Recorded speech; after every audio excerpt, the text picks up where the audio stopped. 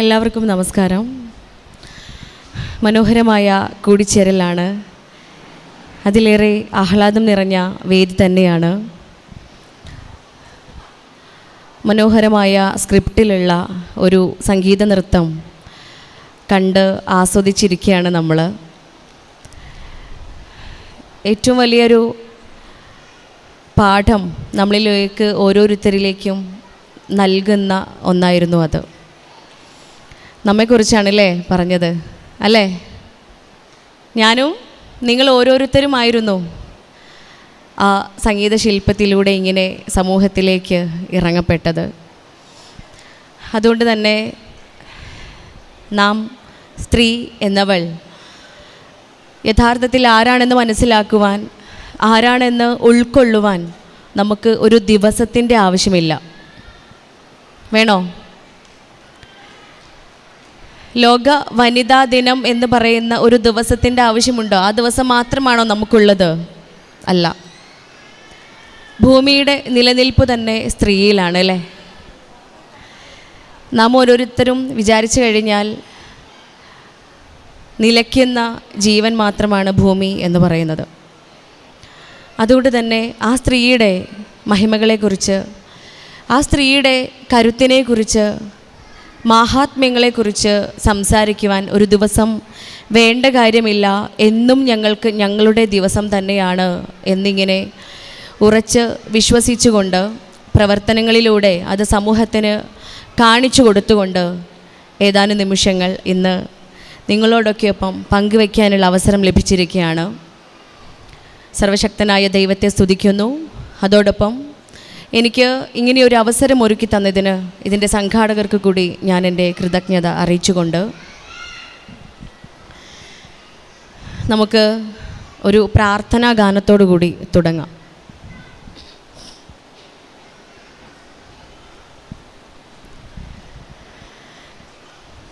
പാരം ദയാലുവായി ദാക്ഷിണ്യശാലിയായി വാഴുന്നോരീശ്വരൻ തിരുനാമത്തിൽ നിഖില ലോകങ്ങൾക്കും ഏകരക്ഷകനാകും അഖിലേശ്വരനല്ലയോ സകല സ്തുതിയും. പരമകാരുണ്യവാൻ കരുണാനിധിയേ, വിധി പറയും ദിവസത്തിൻ ഏകാധിപനേ, നിയതമാരാധിപ്പൂ ഞങ്ങളങ്ങയെ മാത്രം, സതതം സഹായമർപ്പിപ്പതും തിരുമുൻപിൽ. നയിക്കണം ഞങ്ങളെ നേരായ മാർഗത്തിൽ, നിന്നനുഗ്രഹപാത്രമായോർത്തൻ മാർഗത്തിൽ. അങ്ങയാൽ കോപിക്കപ്പെട്ടോരുടെ വഴിയല്ല, സന്മാർഗ ഭ്രഷ്ടർ തൻ വഴിയിലുമല്ല. പാരം ദയാലുവായി ദാക്ഷിണ്യശാലിയായി വാഴുന്നോരീശ്വരൻ തിരുനാമത്തിൽ.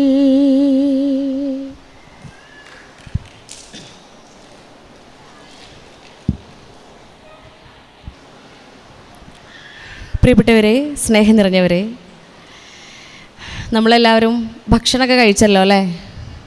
എല്ലാവരും ഫുഡൊക്കെ കഴിച്ചല്ലേ?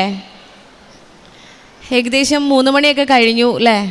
അപ്പോൾ 1 മണി 2 മണിക്കുള്ളിലൊക്കെ കഴിച്ച ഭക്ഷണം ഇങ്ങനെ അതിൻ്റെ ദഹന പ്രവർത്തനമൊക്കെ കഴിഞ്ഞു തുടങ്ങി, രക്തത്തിലേക്ക് ഇങ്ങനെ ആഗിരണം ചെയ്യാൻ തുടങ്ങിയിട്ടുണ്ടാവും. അപ്പോൾ ഇപ്പോൾ ഏറ്റവും എനർജിയിലിരിക്കേണ്ട സമയമാണ്, ആണല്ലോ? രക്തത്തിലേക്ക് എനർജി എത്തിത്തുടങ്ങി, ഡൈജഷൻ, ദഹനം എന്ന് പറയുന്ന പ്രോസസ്സൊക്കെ കഴിഞ്ഞു, ക്ഷീണത്തിൻ്റെയും ആലസ്യത്തിൻ്റെയൊക്കെ സമയം കഴിഞ്ഞു. ഇപ്പം നമ്മളിങ്ങനെ കൂടുതൽ എനർജറ്റിക് ആയിരിക്കേണ്ട സമയമാണ്. ഞാനും നിങ്ങളോടൊപ്പം എനർജറ്റിക് ആവേണ്ടവളാണ്. സോ നിങ്ങൾ എത്രത്തോളം എനർജി ആയിലിരിക്കുന്നോ അത്ര കണ്ട് എനർജിയോട് കൂടിയിട്ട് എനിക്കും നാം ഓരോരുത്തരും അറിയേണ്ട അല്ലെങ്കിൽ അറിയാവുന്ന കാര്യങ്ങൾ, പലപ്പോഴായിട്ട് മറന്നുപോയിട്ടുള്ള ചില കാര്യങ്ങളൊക്കെ ഒരുമിച്ച് ഇങ്ങനെ പങ്കുവയ്ക്കാൻ സാധിക്കും. അപ്പോൾ നമുക്കൊരു കഥ കേട്ടാലോ? കഥ കേൾക്കല്ലേ? നമ്മുടെയൊക്കെ മക്കൾ ഇവിടുത്തെ അംഗൻവാടികളിൽ പഠിക്കുന്ന കുട്ടികളാണ് അല്ലേ? അപ്പോൾ കുഞ്ഞു മക്കളുണ്ട്. മക്കൾക്ക് പറഞ്ഞു കൊടുക്കാൻ എന്നും നമുക്ക് കഥകൾ വേണം. ഓരോ ദിവസവും ഓരോ കഥകൾ, പുതിയ പുതിയ കഥകൾ മക്കൾക്ക് വേണ്ടിയിട്ട് നമ്മളിങ്ങനെ ഒരുക്കൂട്ടി വെക്കാറുണ്ട്. എൻ്റെ മക്കൾക്കൊക്കെ പറഞ്ഞ കഥ വീണ്ടും പറഞ്ഞു കൊടുത്താൽ ചിലപ്പോൾ 1-2 മാസങ്ങൾക്കൊക്കെ ശേഷമായിരിക്കും പറയണത്. സ്റ്റോക്ക് കഴിയുമല്ലോ അല്ലേ? സ്റ്റോക്ക് ഔട്ടായി കഴിയുമ്പോഴേ അവന്മാർ തിരിച്ചറിയും, അല്ലുമ്മ ഇത് മറ്റേ കഥയല്ലേ, അന്ന് നമ്മൾ പറഞ്ഞ കഥയല്ലേ, മാറ്റി പിടിക്കുകയെന്ന് പറയും. അപ്പോൾ കഥകൾക്ക് എപ്പോഴും നമുക്കിടയിൽ പഞ്ഞാണ്. കഥകൾക്ക് വേണ്ടി നമ്മൾ അന്വേഷിക്കുകയാണ്. സോ ആ കൂട്ടത്തിലേക്ക് നമ്മൾ വായിക്കുന്ന, നമ്മൾ മനസ്സിലാക്കുന്ന, നമ്മൾ ജീവിതത്തിലേക്ക് ഇങ്ങനെ പകർത്തത്തക്ക രൂപത്തിലുള്ള ഒരു കഥ. ഒരിക്കൽ ഒരു ഭാര്യ തൻ്റെ ഭർത്താവിനെ വിളിച്ചിട്ട് തൻ്റെ വീടിൻ്റെ ജനലയ്ക്ക് അരികിൽ കൊണ്ടുവരികയാണ്. അങ്ങനെ അരികിലെത്തിയിട്ട് ഭർത്താവിന് ഇങ്ങനെ തൊട്ടപ്പുറത്തുള്ള ഒരു വീടിനെ ചൂണ്ടിക്കാണിച്ചിട്ട് കാണിച്ചു കൊടുക്കുകയാണ്. നോക്കൂ, ആ വീട് കണ്ടില്ലേ? നമ്മുടെ അയൽവക്കക്കാരാണ്. അവരുടെ വീടിൻ്റെ ചുവരുകൾ കണ്ടോ? ആ ചുമര് കണ്ടില്ലേ? ഒട്ടും വൃത്തിയില്ല. എത്ര നാളായിട്ടുണ്ടാവും അത് ക്ലീൻ ചെയ്തിട്ട്? എത്ര നാളായിട്ടുണ്ട് അതിലൊന്ന് പെയിൻ്റ് അടിച്ചിട്ട്? അത്ര പോലും വൃത്തിയില്ലാത്ത ചുമരുകളാണ് ആ വീടിനുള്ളത്. മാത്രമല്ല, വീടിന് പുറത്ത് അഴയിൽ വസ്ത്രങ്ങൾ ഇങ്ങനെ അലക്കി വിരിച്ചിട്ടുണ്ട്.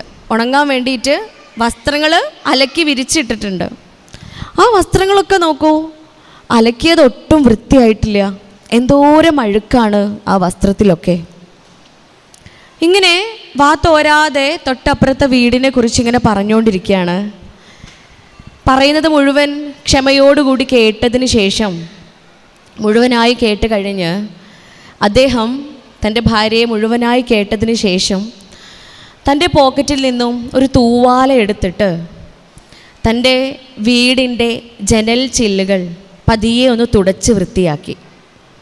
മുഴുവനായും തുടച്ചതിന് ശേഷം തൻ്റെ ഇണയുടെ അടുത്ത്, തൻ്റെ പ്രിയപ്പെട്ടവളുടെ അടുത്ത് പറയാണ്, പ്രിയേ, നീ ഇനി ഒന്നുകൂടെ പുറത്തേക്ക് നോക്ക്. ഒന്നുകൂടെ ആ വീടും ആ വീടിന് പുറത്തുള്ള വസ്ത്രങ്ങളും ഒക്കെ ഒന്ന് നോക്കിക്കേ എന്ന് പറയാണ്. ജനൽ ചില്ലിലൂടെ നോക്കിയ തൻ്റെ ഇണ, ഭാര്യ അത്ഭുതപ്പെടുകയാണ്.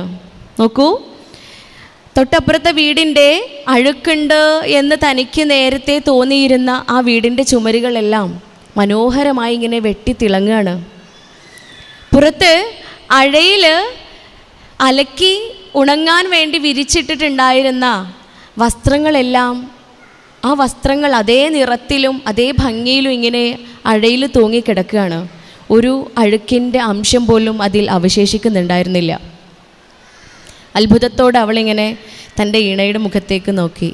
എന്നിട്ട് പറയാണ്, ഇണ ചേർത്ത് പിടിച്ചിട്ട് തൻ്റെ ഭാര്യയ്ക്ക് പറഞ്ഞു കൊടുക്കുകയാണ്, ഇവിടെ അഴുക്ക് പുരണ്ടിരുന്നത് അവരുടെ വീട്ടിലല്ല, അല്ലെങ്കിൽ അവരുടെ വസ്ത്രങ്ങളിലായിരുന്നില്ല.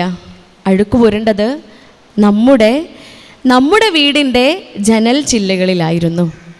ആ അഴുക്ക് തുടച്ച് മാറ്റിയപ്പോൾ മനോഹരമായ ആ വീടിനെയും ആ വീടിന് പുറത്തുള്ള കാഴ്ചകളെയും നമുക്ക് ദർശിക്കാൻ സാധിച്ചു എന്ന് പറഞ്ഞു കൊടുക്കണം. ഈ കഥയിൽ പാഠം വല്ലതൊക്കെ ഉണ്ടോ? എന്തിനാവല്ലേ? ഒരുമിച്ച് പറയല്ല, നമുക്ക് ഒറ്റയ്ക്ക് പറയുമ്പോൾ കഥ ജല പറഞ്ഞ പാടു ജനോട് പറഞ്ഞാളാന്ന് നിങ്ങൾ പറയരുത് അല്ലേ? നമുക്ക് ഒരുമിച്ച് ഇങ്ങനെ സംസാരിക്കുമ്പോഴല്ല രസം. ഒന്നാമത് നമ്മൾ സ്ത്രീകളാണ്, നമ്മളെക്കുറിച്ചുള്ള മഹിമകൾ നമ്മൾ കാണിച്ചു കൊടുക്കേണ്ട വേദികളാണ് ഇവിടെയൊക്കെ, ഇത്തരം വേദികളൊക്കെ. അപ്പോൾ നമ്മൾ വളരെ സ്ട്രോങ് ആയിട്ട്, വളരെ ആക്റ്റീവായിട്ട് നമ്മൾ ഉത്തരങ്ങൾ പറയുക അല്ലേ? എന്തേനു പാഠം ഈ കഥയിൽ?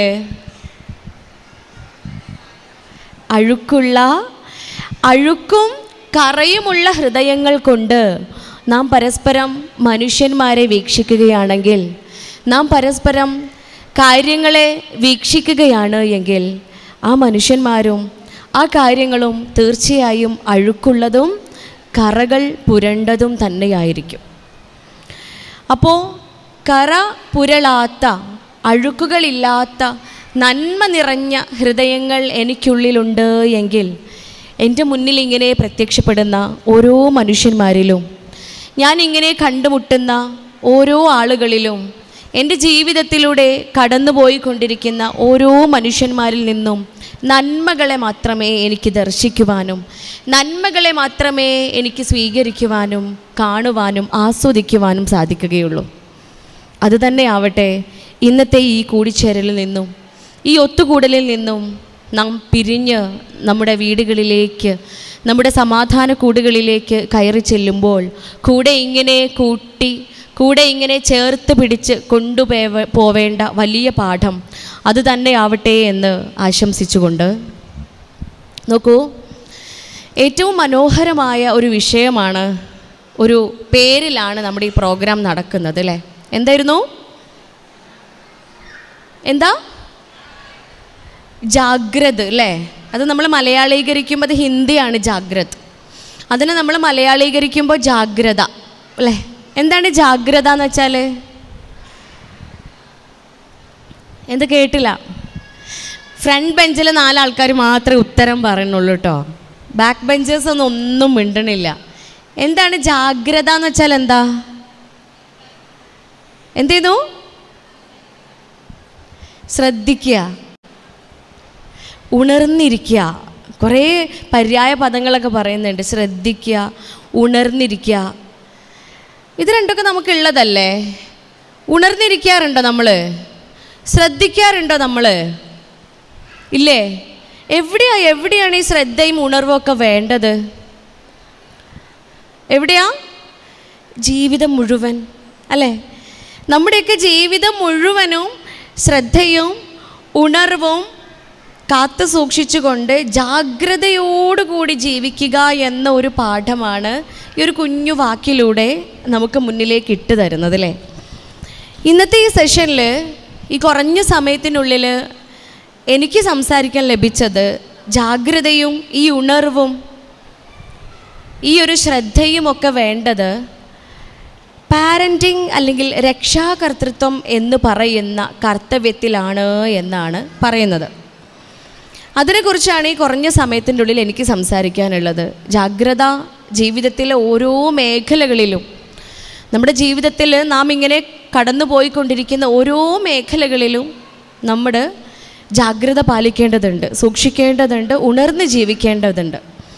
പക്ഷേ ഇന്ന് നമ്മളിവിടെ ചർച്ച ചെയ്യാൻ പോകുന്നത്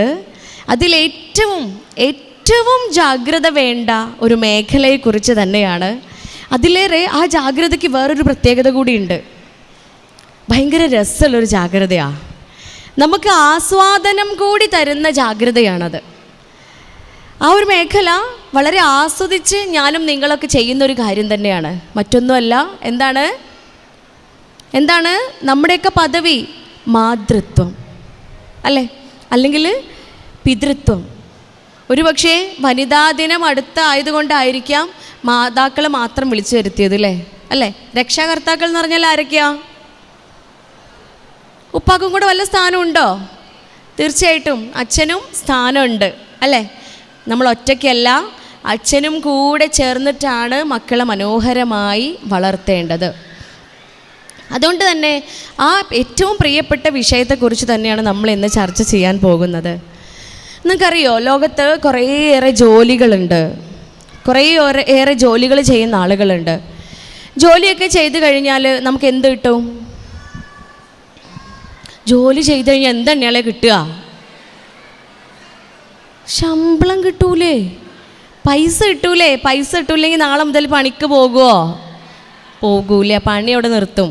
വെറുതെ അധ്വാനിക്കുക എന്നല്ലാണ്ട് ഇങ്ങോട്ടൊന്നും കിട്ടണില്ല, ശമ്പളമൊന്നും കിട്ടണില്ല, പൈസ കിട്ടണില്ല എന്നുണ്ടെങ്കിൽ നമ്മൾ മടുത്ത് പണി നിർത്തും. കുറച്ചു കാലമൊക്കെ നോക്കൂലേ? പോക്ക് ശരിയല്ല എന്ന് കാണുമ്പോൾ നമ്മൾ പരിപാടി നിർത്തിയിട്ട് വേറെ പണിക്ക് പോവും, ശമ്പളം കിട്ടണ പണിക്ക് പോവും.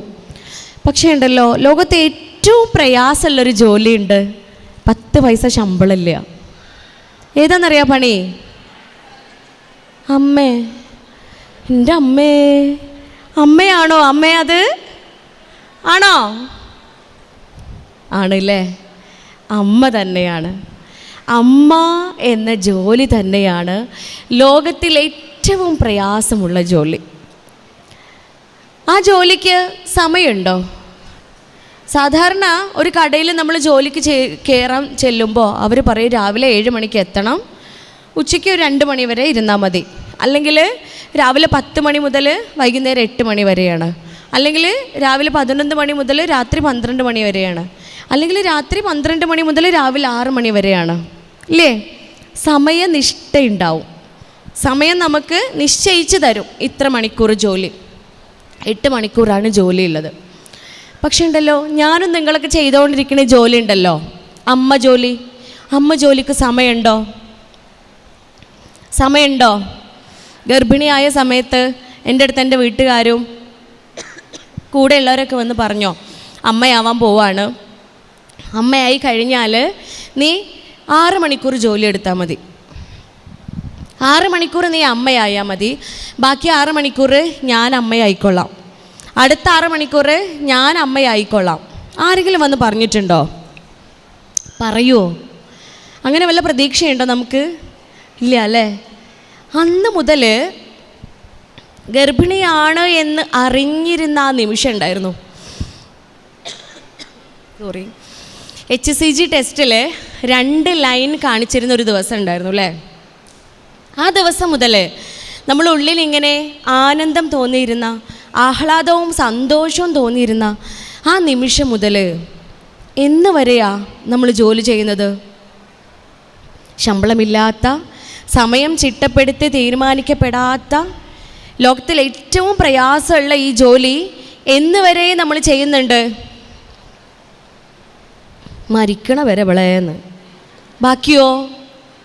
ബാക്കി സമയോ മരിക്കണ വരെ മാത്രമേ ഉള്ളൂ? മരിച്ചു കഴിഞ്ഞാലും ഞാൻ എൻ്റെ മക്കൾക്ക് ആരാണ്? അമ്മയല്ലേ? മരിച്ചു കഴിഞ്ഞാലും ഞാൻ എൻ്റെ മക്കൾക്ക് ഞാൻ മാത്രമാണ് അവരുടെ അമ്മ, ഞാൻ മാത്രമാണ് അവരുടെ അമ്മ. ആ സ്ഥാനത്തേക്ക് വേറൊരാളും വരികയില്ല. എന്നെ നൊന്ത് പ്രസവിച്ച എൻ്റെ അമ്മ തന്നെയാണ് പിരിഞ്ഞു പോയാലും എൻ്റെ അമ്മ എങ്കിൽ മരണശേഷവും നാം ചെയ്തുകൊണ്ടിരിക്കുന്ന ജോലിയാണ് മാതൃത്വം, അമ്മ എന്ന് പറയുന്ന ജോലി. ആർക്കെങ്കിലും നിരാശയുണ്ടോ ശമ്പളം കിട്ടാത്തതിൽ? നിരാശയുണ്ടോ? കിട്ടിയാൽ തരക്കേടില്ല, അങ്ങനെയല്ലേ? ഇല്ലേ? കിട്ടിയാൽ തരക്കേടില്ല അല്ലേ? കാരണം എന്താ? എത്രത്തോളം നമ്മൾ ഓരോരുത്തരും മക്കളെ പരിപാലിക്കാൻ വേണ്ടി, കുടുംബത്തെ പരിപാലിക്കാൻ വേണ്ടി കഷ്ടപ്പെടുന്നുണ്ട് എന്ന് അത് എണ്ണി തിട്ടപ്പെടുത്താൻ പറ്റുമോ? എഴുതി തീർക്കാൻ പറ്റുമോ? പറഞ്ഞു തീർക്കാൻ പറ്റുമോ? ഇല്ല. അത് എഴുതിയോ പാടിയോ പറഞ്ഞോ പങ്കുവച്ചോ തീർക്കാൻ പറ്റുന്ന ഒന്നല്ല. അത്രയേറെ കഷ്ടപ്പാടുകൾ നമ്മൾ സഹിക്കുന്നുണ്ട് ഓരോ മക്കളെയും വളർത്താൻ. പക്ഷെ ഇങ്ങനെയൊക്കെ സംഭവിച്ചാലും നമ്മൾ ആകെ പറയൊരു കണക്കാ അല്ലേ? അതെന്തിൻ്റെ കണക്കാ? എന്തിൻ്റെ കണക്കാ? 10 മാസം അന്നെ ഞാൻ കൊണ്ട് നടന്നില്ലേന്ന്. 10 ഉണ്ടോ സത്യത്തിൽ? ഇല്ലേ? എപ്പോഴും തോന്നണ ഒരു ചോദ്യമാണ് 10 ഉണ്ടോയെന്ന്. 10 മാസം കുട്ടീനെ കൊണ്ടുവരുന്ന ആരെങ്കിലും ഇവിടെ ഉണ്ടോ? ഉണ്ടെങ്കിലും ഒന്ന് അറിയാനാണേ. ഇല്ലല്ലോ. ഞാൻ എൻ്റെ മെഡിക്കൽ ജീവിതത്തിൽ, മെഡിക്കൽ പഠനം തുടങ്ങി അന്ന് മുതൽ ഇപ്പോഴാ ഈ നിമിഷം വരെ ഞാൻ കണ്ടിട്ടില്ല അങ്ങനെ 10 മാസം കൊണ്ടുനടന്ന ഒരാളെ. 10 മാസം കൊണ്ടുനടക്കുമ്പോഴത്തേന് കുഞ്ഞിന് എന്തെങ്കിലുമൊക്കെ പ്രശ്നം പറ്റിയിട്ടുണ്ടാവും. 36 ആഴ്ചയാണ് കുഞ്ഞ് പൂർണ്ണ വളർച്ച എത്താൻ ഗർഭപാത്രത്തിൽ കിടക്കുക. അപ്പോൾ 9 മാസം 10 ദിവസം നമ്മൾ കൊണ്ടുനടന്നിട്ടുണ്ടാവും. 20 ദിവസം ഒരു പഞ്ചിന് നമ്മൾ കൂട്ടണതാ അല്ലേ? പറയുമ്പോൾ ഒരു പഞ്ചൊക്കെ വേണമല്ലോ. പക്ഷേ ബാക്കി യാതനകളൊന്നും നമ്മൾ പറയാറില്ല. പ്രസവിക്കണ വരെ നമ്മൾ ഛർദ്ദിച്ചിട്ടില്ലേ? പ്രസവിക്കണത് വരെ ഛർദ്ദിച്ച് എത്ര പേരുണ്ട്? ഒരു പെണ്ണ് അല്ലെങ്കിൽ ഒരു മനുഷ്യൻ ഒരാഴ്ച ഫുഡ് ഇൻഫെക്ഷൻ വന്ന് ഛർദ്ദിച്ച് കഴിഞ്ഞാൽ ICU കിടക്കും. കാരണം അയാളുടെ ശരീരത്തിൽ അത്രയും ഡീഹൈഡ്രേഷൻ വന്നിട്ടുണ്ടാവും. അയാളുടെ ശരീരത്തിലുള്ള വൈറ്റമിൻസും മിനറൽസും ഒക്കെ അത്രയും അളവ് കുറഞ്ഞിട്ടുണ്ടാവും. 2 ആഴ്ച ഛർദ്ദിച്ചാണ്ടല്ലോ വെൻറ്റിലേറ്ററിൽ കൊണ്ടുപോയിടും. 3-ാമത്തെ ആഴ്ച നമ്മൾ തുടരെ ഛർദ്ദിക്കുകയാണെങ്കിൽ ചിലപ്പോൾ ജീവനോടെ ഉണ്ടോയെന്ന് പൾസൊക്കെ നോക്കി ഡയഗ്നോസ് ചെയ്യേണ്ടി വരും. പക്ഷേ പ്രസവിക്കണത് വരെ ഛർദ്ദിച്ച് ഉമ്മമാർ ഈ കൂട്ടത്തിലുണ്ടാവും. നമ്മളിതുവരെ 10 മാസം വരെ ഞാൻ എന്നെ ഛർദ്ദിച്ച് കൊണ്ടുനടന്നില്ലേ എന്ന് കണക്ക് പറഞ്ഞിട്ടുണ്ടോ? ഇല്ല അല്ലേ? എന്തോരം പ്രയാസങ്ങൾ അനുഭവിച്ചു. കാലിൽ നീര് വരുമ്പോൾ ഉണ്ടാവുന്ന പ്രയാസമുണ്ടല്ലേ അല്ലേ? പ്രസവിക്കുമ്പോഴത്തേന് കുഞ്ഞ് പുറത്തേക്ക് വരേണ്ട ആ സമയമാകുമ്പോഴത്തേന് ഏകദേശം 9 മാസം ആകുമ്പോഴത്തേന് നമ്മൾ ഓരോരുത്തരും 10 കിലോ വെയിറ്റ് കൂടിയിട്ടുണ്ടാവും അല്ലേ? ഈ 10 കിലോ മുഴുവൻ തിന്ന് തടിച്ചതാണോ? ആണോ? ദൗഹൃദം എന്ന് പറയുന്ന ഒരു സാധനമുണ്ട്. ദൗഹൃദം എന്ന് വെച്ചാൽ ആദ്യത്തെ 3 മാസത്തിൽ അമ്മയുടെ ആഗ്രഹങ്ങളെയാണ് ദൗഹൃദം എന്ന് പറയുക. സംസ്കൃതത്തിലാണ് ദൗഹൃദം എന്ന് പറയുന്നത്. ഈ ദൗഹൃദം അനുവദിച്ചു കൊടുക്കണമെന്നാണ്. 3 മാസം അമ്മയുടെ ആഗ്രഹങ്ങൾ എന്തൊക്കെയാണെങ്കിലും അത് അംഗീകരിച്ച് കൊടുക്കണം, അത് അമ്മയ്ക്ക് അനുവദിച്ചു കൊടുക്കണം എന്നതാണ് ദൗഹൃദം. നമുക്ക് ദൗഹൃദം എത്ര കാലമുണ്ട്? പ്രസവിക്കണതേ വരെ നമുക്ക് പൂതിയാ അല്ലേ? പ്രസവിക്കണതിൻ്റെ തലേദിവസവും നമ്മൾ എന്ത് പറയും? എനിക്കൊരു മസാല ദോശ അല്ലേ കിട്ടിയെങ്കിൽ എന്ന് പറയുമ്പോഴത്തേന് മസാല ദോശ മുമ്പിലെത്തിയിട്ടുണ്ടാവും.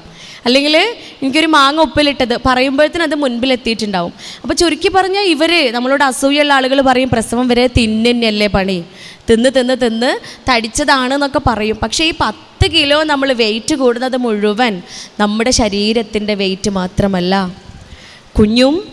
കുഞ്ഞ് കിടക്കുന്ന വെള്ളവും അമ്നിയോട്ടിക് ഫ്ലൂയിഡും കുഞ്ഞിന് ഭക്ഷണവും ഊർജവും അമ്മയിൽ നിന്നും ലഭിക്കാനുള്ള മറുപിള്ളയും അംബിലിക്കൽ കോഡും അംബിലിക്കസും എല്ലാം കൂടെ പ്ലാസൻ്റയും എല്ലാം കൂടെ കൂടിയതാണ് ഈ 10 കിലോ.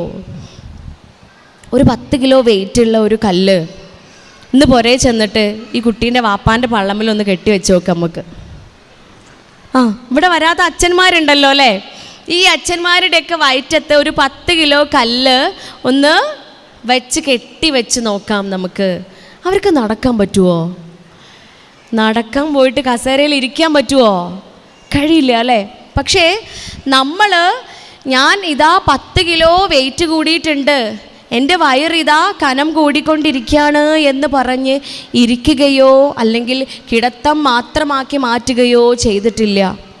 ആ വീട്ടിലുള്ള നമ്മിൽ അർപ്പിക്കപ്പെട്ടിരുന്ന എല്ലാ ബാധ്യതകളും മുറ പോലെ ചെയ്തിട്ടുണ്ട്. നേരത്തെ പറഞ്ഞ ആ 10 മാസവും നമ്മളിതുവരെ കണക്ക് പറഞ്ഞിട്ടുണ്ടോ? 10 കിലോ വെയിറ്റ് ഞാൻ കൊണ്ട് നടന്നില്ലേ എന്ന കണക്ക് നമ്മൾ ഇതുവരെ പറഞ്ഞിട്ടില്ല. 3-ാം മാസം ചെക്കപ്പിന് പോകുമ്പോൾ ഡോക്ടർ നമ്മളെടുത്ത് പറയൂലേ, എന്ത് ഇടത് വശത്തേക്ക് മാത്രം ചരിഞ്ഞ് കിടക്കണമെന്ന്. ഇല്ലേ, നിങ്ങളാരും പെറ്റിട്ടില്ലണ്ടേ ആളെ? പിന്നെന്തത് ആദ്യമായിട്ട് കേൾക്കണ പോലെ ഇരിക്കണേ? ഇടത് വശത്തേക്ക് ചരിഞ്ഞ് കിടക്കാൻ പറയലില്ലേ? അല്ലെങ്കിൽ ആശാ വർക്കർമാർ നമ്മളെ വീട്ടിൽ വന്നിട്ട് പറയും ഇടത് വശത്തേക്ക് മാത്രം ചെരിഞ്ഞ് കിടക്കണം കേട്ടോ എന്ന്. ഒരു തവണ പോലും അറിയാതെ നാം വലത് വശത്തേക്ക് ചെരിഞ്ഞു പോയി എങ്കിൽ ഒരു അലാറത്തിൻ്റെയും സഹായമില്ലാതെ നാം തനിയെ ഞെട്ടി ഉണരാറുണ്ട് അല്ലേ? ഏതെങ്കിലും മനുഷ്യന്മാർ ഉണരുമോ? വലതു ഭാഗത്തേക്ക് മാറിക്കടന്നാൽ ഇടതുവശത്തേക്ക് ചെരിയണമല്ലോ എന്നോർത്തുകൊണ്ട് ഉണരണമെങ്കിൽ അതിനൊക്കെ ഉള്ളിലുള്ളത് ഈ കണക്ക് ബോധിക്കാൻ പാടില്ലാത്ത അല്ലെങ്കിൽ പറ്റാത്ത രൂപത്തിൽ ഇവയെല്ലാം സഹിച്ചുകൊണ്ട് ആസ്വദിച്ചുകൊണ്ട് നമ്മളിങ്ങനെ ദിവസങ്ങൾ കഴിച്ചു കൂട്ടിയെങ്കിൽ ഇതിനെല്ലാം പിറകിലുള്ളത് ഒരൊറ്റ വാക്കാണ്. ഓർമ്മയിലേക്ക് കടന്നു വരിക പോലും ചെയ്യാത്ത രൂപത്തിൽ ഇവയൊന്നും യാതനകളായി പോലും എനിക്കോ നിങ്ങൾക്കോ തോന്നാത്തതിന് കാരണം ഒരൊറ്റ പദം മാത്രമാണ്. അത് മറ്റൊന്നുമല്ല, സ്നേഹമാണ്. കുഞ്ഞിനോടുള്ള വാത്സല്യവും കാരുണ്യവുമാണ്. എൻ്റെ മോൻ എന്ന എൻ്റെ അല്ലെങ്കിൽ ഞാൻ എന്ന ചിന്തയേക്കാളും ഞാൻ അവിടെ സ്നേഹിക്കുന്നത് മോൻ മോൾ എന്ന വാക്കിനെയാണ് അല്ലേ? ഒരുപക്ഷെ നമ്മളെ കുഞ്ഞുങ്ങളെ നമ്മൾ മാണിക്യക്കല്ലുകളായും ഹൃദയത്തിൻ്റെ കഷ്ണമായും കരളിൻ്റെ കഷ്ണങ്ങളായും കണ്ണിലെ കൃഷ്ണമണിയായും എന്തെല്ലാം പേരിട്ട് നമ്മൾ വിളിക്കും. ഇങ്ങനെയൊക്കെ വിളിച്ചാലും മതി വരൂല അല്ലേ? ഇതൊക്കെ കഴിഞ്ഞ് അവസാനം പ്രസവം എന്ന് പറയുന്നൊരു കർമ്മമുണ്ട് അല്ലേ? അല്ലെങ്കിൽ നമ്മളെ നാട്ടിൽ എന്താ പറയുക, സുഖപ്രസവം അല്ലേ? ആരെണ്ണികളെ അതിനാ പേര് കൊടുത്ത് നിങ്ങൾ ആലോചിച്ചിട്ടുണ്ടാ? സുഖപ്രസവം ഇല്ലേ? ആലോചിക്കില്ല ഇപ്പോൾ ഒന്ന് ആലോചിക്കട്ടാ. സുഖപ്രസവമാണോ? ഇവിടെ ഇത് ഉറങ്ങാട്ടിരിയല്ലേ സ്ഥലം അല്ലേ? ഉറങ്ങാട്ടിരിക്കാരൊക്കെ സുഖിച്ച് പ്രസവിച്ചവരാ? അല്ല, എല്ലാവരും നല്ല വേദന സഹിച്ച് പ്രസവിച്ചവരാ. ഞങ്ങൾ ഡോക്ടർമാർ പഠിക്കണത് എങ്ങനെയാണെന്നറിയോ? അനുഭവിക്കണതല്ല പഠിച്ചത്. 21 എല്ലുകൾ ഒരേ സമയം പൊട്ടുമ്പോൾ ഉള്ള വേദനയാണ് ചൈൽഡ് ബേർത്ത് എന്ന് പറയുന്ന ആ പ്രോസസ്സിൽ, കുഞ്ഞിന് ജന്മം നൽകുന്ന സമയത്ത് ഓരോ സ്ത്രീകളും അനുഭവിക്കുന്നത്. ആ വേദനയ്ക്ക് ഇതുവരെ നമ്മൾ കണക്ക് പറഞ്ഞിട്ടുണ്ടോ? കണക്ക് പറഞ്ഞിരുന്നുവെങ്കിൽ നമുക്കത് മനസ്സിൽ ഇങ്ങനെ ഓർമ്മയായി, അല്ലെങ്കിൽ വേദനയ്ക്ക് പകരം അതൊരു പ്രയാസമായി, അതൊരു സങ്കടമായി മനസ്സിലുണ്ടായിരുന്നുവെങ്കിൽ നമുക്കൊക്കെ ഒറ്റ കുട്ടികളെ ഉണ്ടായിട്ടുണ്ടാവുള്ളൂ, അല്ലേ? ആ വേദന മനസ്സിൽ ഇങ്ങനെ ഓർമ്മയായി സൂക്ഷിച്ചിരുന്നുവെങ്കിൽ, പക്ഷേ ആ ഇളം പുഞ്ചിരി കാണുമ്പോൾ, ആ ഇളം കരച്ചിൽ കേൾക്കുന്നതോടുകൂടി മറവിയിലേക്ക് എടുത്തെറിയപ്പെടുകയാണ് ആ വേദന പോലും. നഴ്സ് കുഞ്ഞിനെ കയ്യിൽ തന്നിട്ട് പറഞ്ഞു പോവും, 2 മണിക്കൂർ കൂടുമ്പോൾ കുഞ്ഞിന് പാല് കൊടുക്കണേന്ന്. വീട്ടിലെത്തി ഡിസ്ചാർജ് ചെയ്ത് ഹോസ്പിറ്റലിൽ നിന്ന് വീട്ടിലെത്തി കഴിയുമ്പോൾ 2 മണിക്കൂർ കൂടുമ്പോൾ കുഞ്ഞിന് പാല് കൊടുക്കണം. രാത്രി ക്ഷീണം കൊണ്ട്, അവശത കൊണ്ട്, അനുഭവിച്ച പ്രയാസങ്ങൾ കൊണ്ട് കിടക്കുമ്പോഴത്തേക്കും ഉറക്കം വരും, ഉറങ്ങിപ്പോവും. പക്ഷേ 2 മണിക്കൂർ കഴിഞ്ഞ് എഴുന്നേൽക്കാൻ നമുക്കൊരു അലാറത്തിൻ്റെയും സഹായം വേണ്ട. നമ്മളെ ആരും തട്ടിയുണർത്തേണ്ടി വരാറില്ല. ഇന്ന് പുരേ പോയിട്ട് 10 മണിക്ക് ഉറങ്ങണ ഇണയോട്, ഹസ്ബൻഡിന് 12 മണിക്ക് അലാറം വെച്ച് കൊടുക്കുക. 12 മണിക്ക് മുമ്പ് അലാറം കേട്ട് ഞെട്ടി നീക്കൂലേ? അങ്ങനെ അലാറം ഓഫ് ചെയ്ത് കിടന്ന് പിന്നെ 2 മണിക്ക് ഒന്നും കൂടെ അലാറം വെക്കുക. അത് കഴിഞ്ഞ് 4 മണിക്ക് വീണ്ടും അലാറം വെക്കുക, 6 മണിക്ക് വീണ്ടും വെക്കുക. എങ്ങനെ ഉണ്ടാവും? പിറ്റേന്ന് മൂപ്പര് പറയും, ഞാൻ ഇന്ന് പണിക്ക് പോകണില്ല ഇവളേന്ന് പറയും, അല്ലേ? ഞാൻ ഇന്ന് ഓഫീസിൽ പോകണില്ല, ഞാൻ ഇന്ന് ജോലിക്ക് പോകണില്ല, കാരണം ഉറക്കം ശരിയായിട്ടില്ല, എനിക്ക് ഇന്നലെ ഉറക്കം കിട്ടിയിട്ടില്ല, ഇന്ന് എനിക്ക് ജോലി എടുത്താൽ ശരിയാവൂല, ഇന്ന് ഞാൻ ജോലിക്ക് പോകണില്ല എന്ന് പറയും. അല്ലെങ്കിൽ അവരുടെ ദൈനംദിന കാര്യങ്ങൾക്ക് പോലും പ്രയാസമാണ് എന്ന് അറിയിക്കുമെങ്കിൽ അതൊന്നും പ്രയാസമാകാതെ ഒരു ടൈം അലാറത്തിൻ്റെയും ആവശ്യമില്ലാതെ ഉണർന്ന് കുഞ്ഞിന് പാലൂട്ടിയവളാണ്. എന്നിട്ടും ഇവയ്ക്കൊന്നും കണക്ക് ബോധിപ്പിക്കാത്തത്, ശമ്പളം വേണമെന്ന് മനസ്സിൽ ആഗ്രഹിക്കാത്തത്, അതാ കാരുണ്യവും വാത്സല്യവും അകമഴിഞ്ഞ സ്നേഹവും എൻ്റെ കുഞ്ഞിനോട്, ഞാൻ നൊന്ത് പ്രസവിച്ച എൻ്റെ പൈതങ്ങളോട് എനിക്കും നിങ്ങൾക്ക് ഓരോരുത്തർക്കും തോന്നിയത് കൊണ്ട് തന്നെയാണ്. അതുകൊണ്ട് ഇന്ന് നാം ഇവിടെ ചർച്ച ചെയ്യുന്നത്, സംസാരിക്കുന്നത് ആ മാണിക്യക്കല്ലുകളെക്കുറിച്ചാണ്, അല്ലേ? ആ കുഞ്ഞുങ്ങളുടെ ഭാവി ജീവിതം, അവരുടെ ജീവിതം എപ്രകാരമാവണമെന്ന് ഒരുപാട് കിനാവുകളും സ്വപ്നങ്ങളൊക്കെ ഉള്ളവരാ നമ്മൾ, അല്ലേ?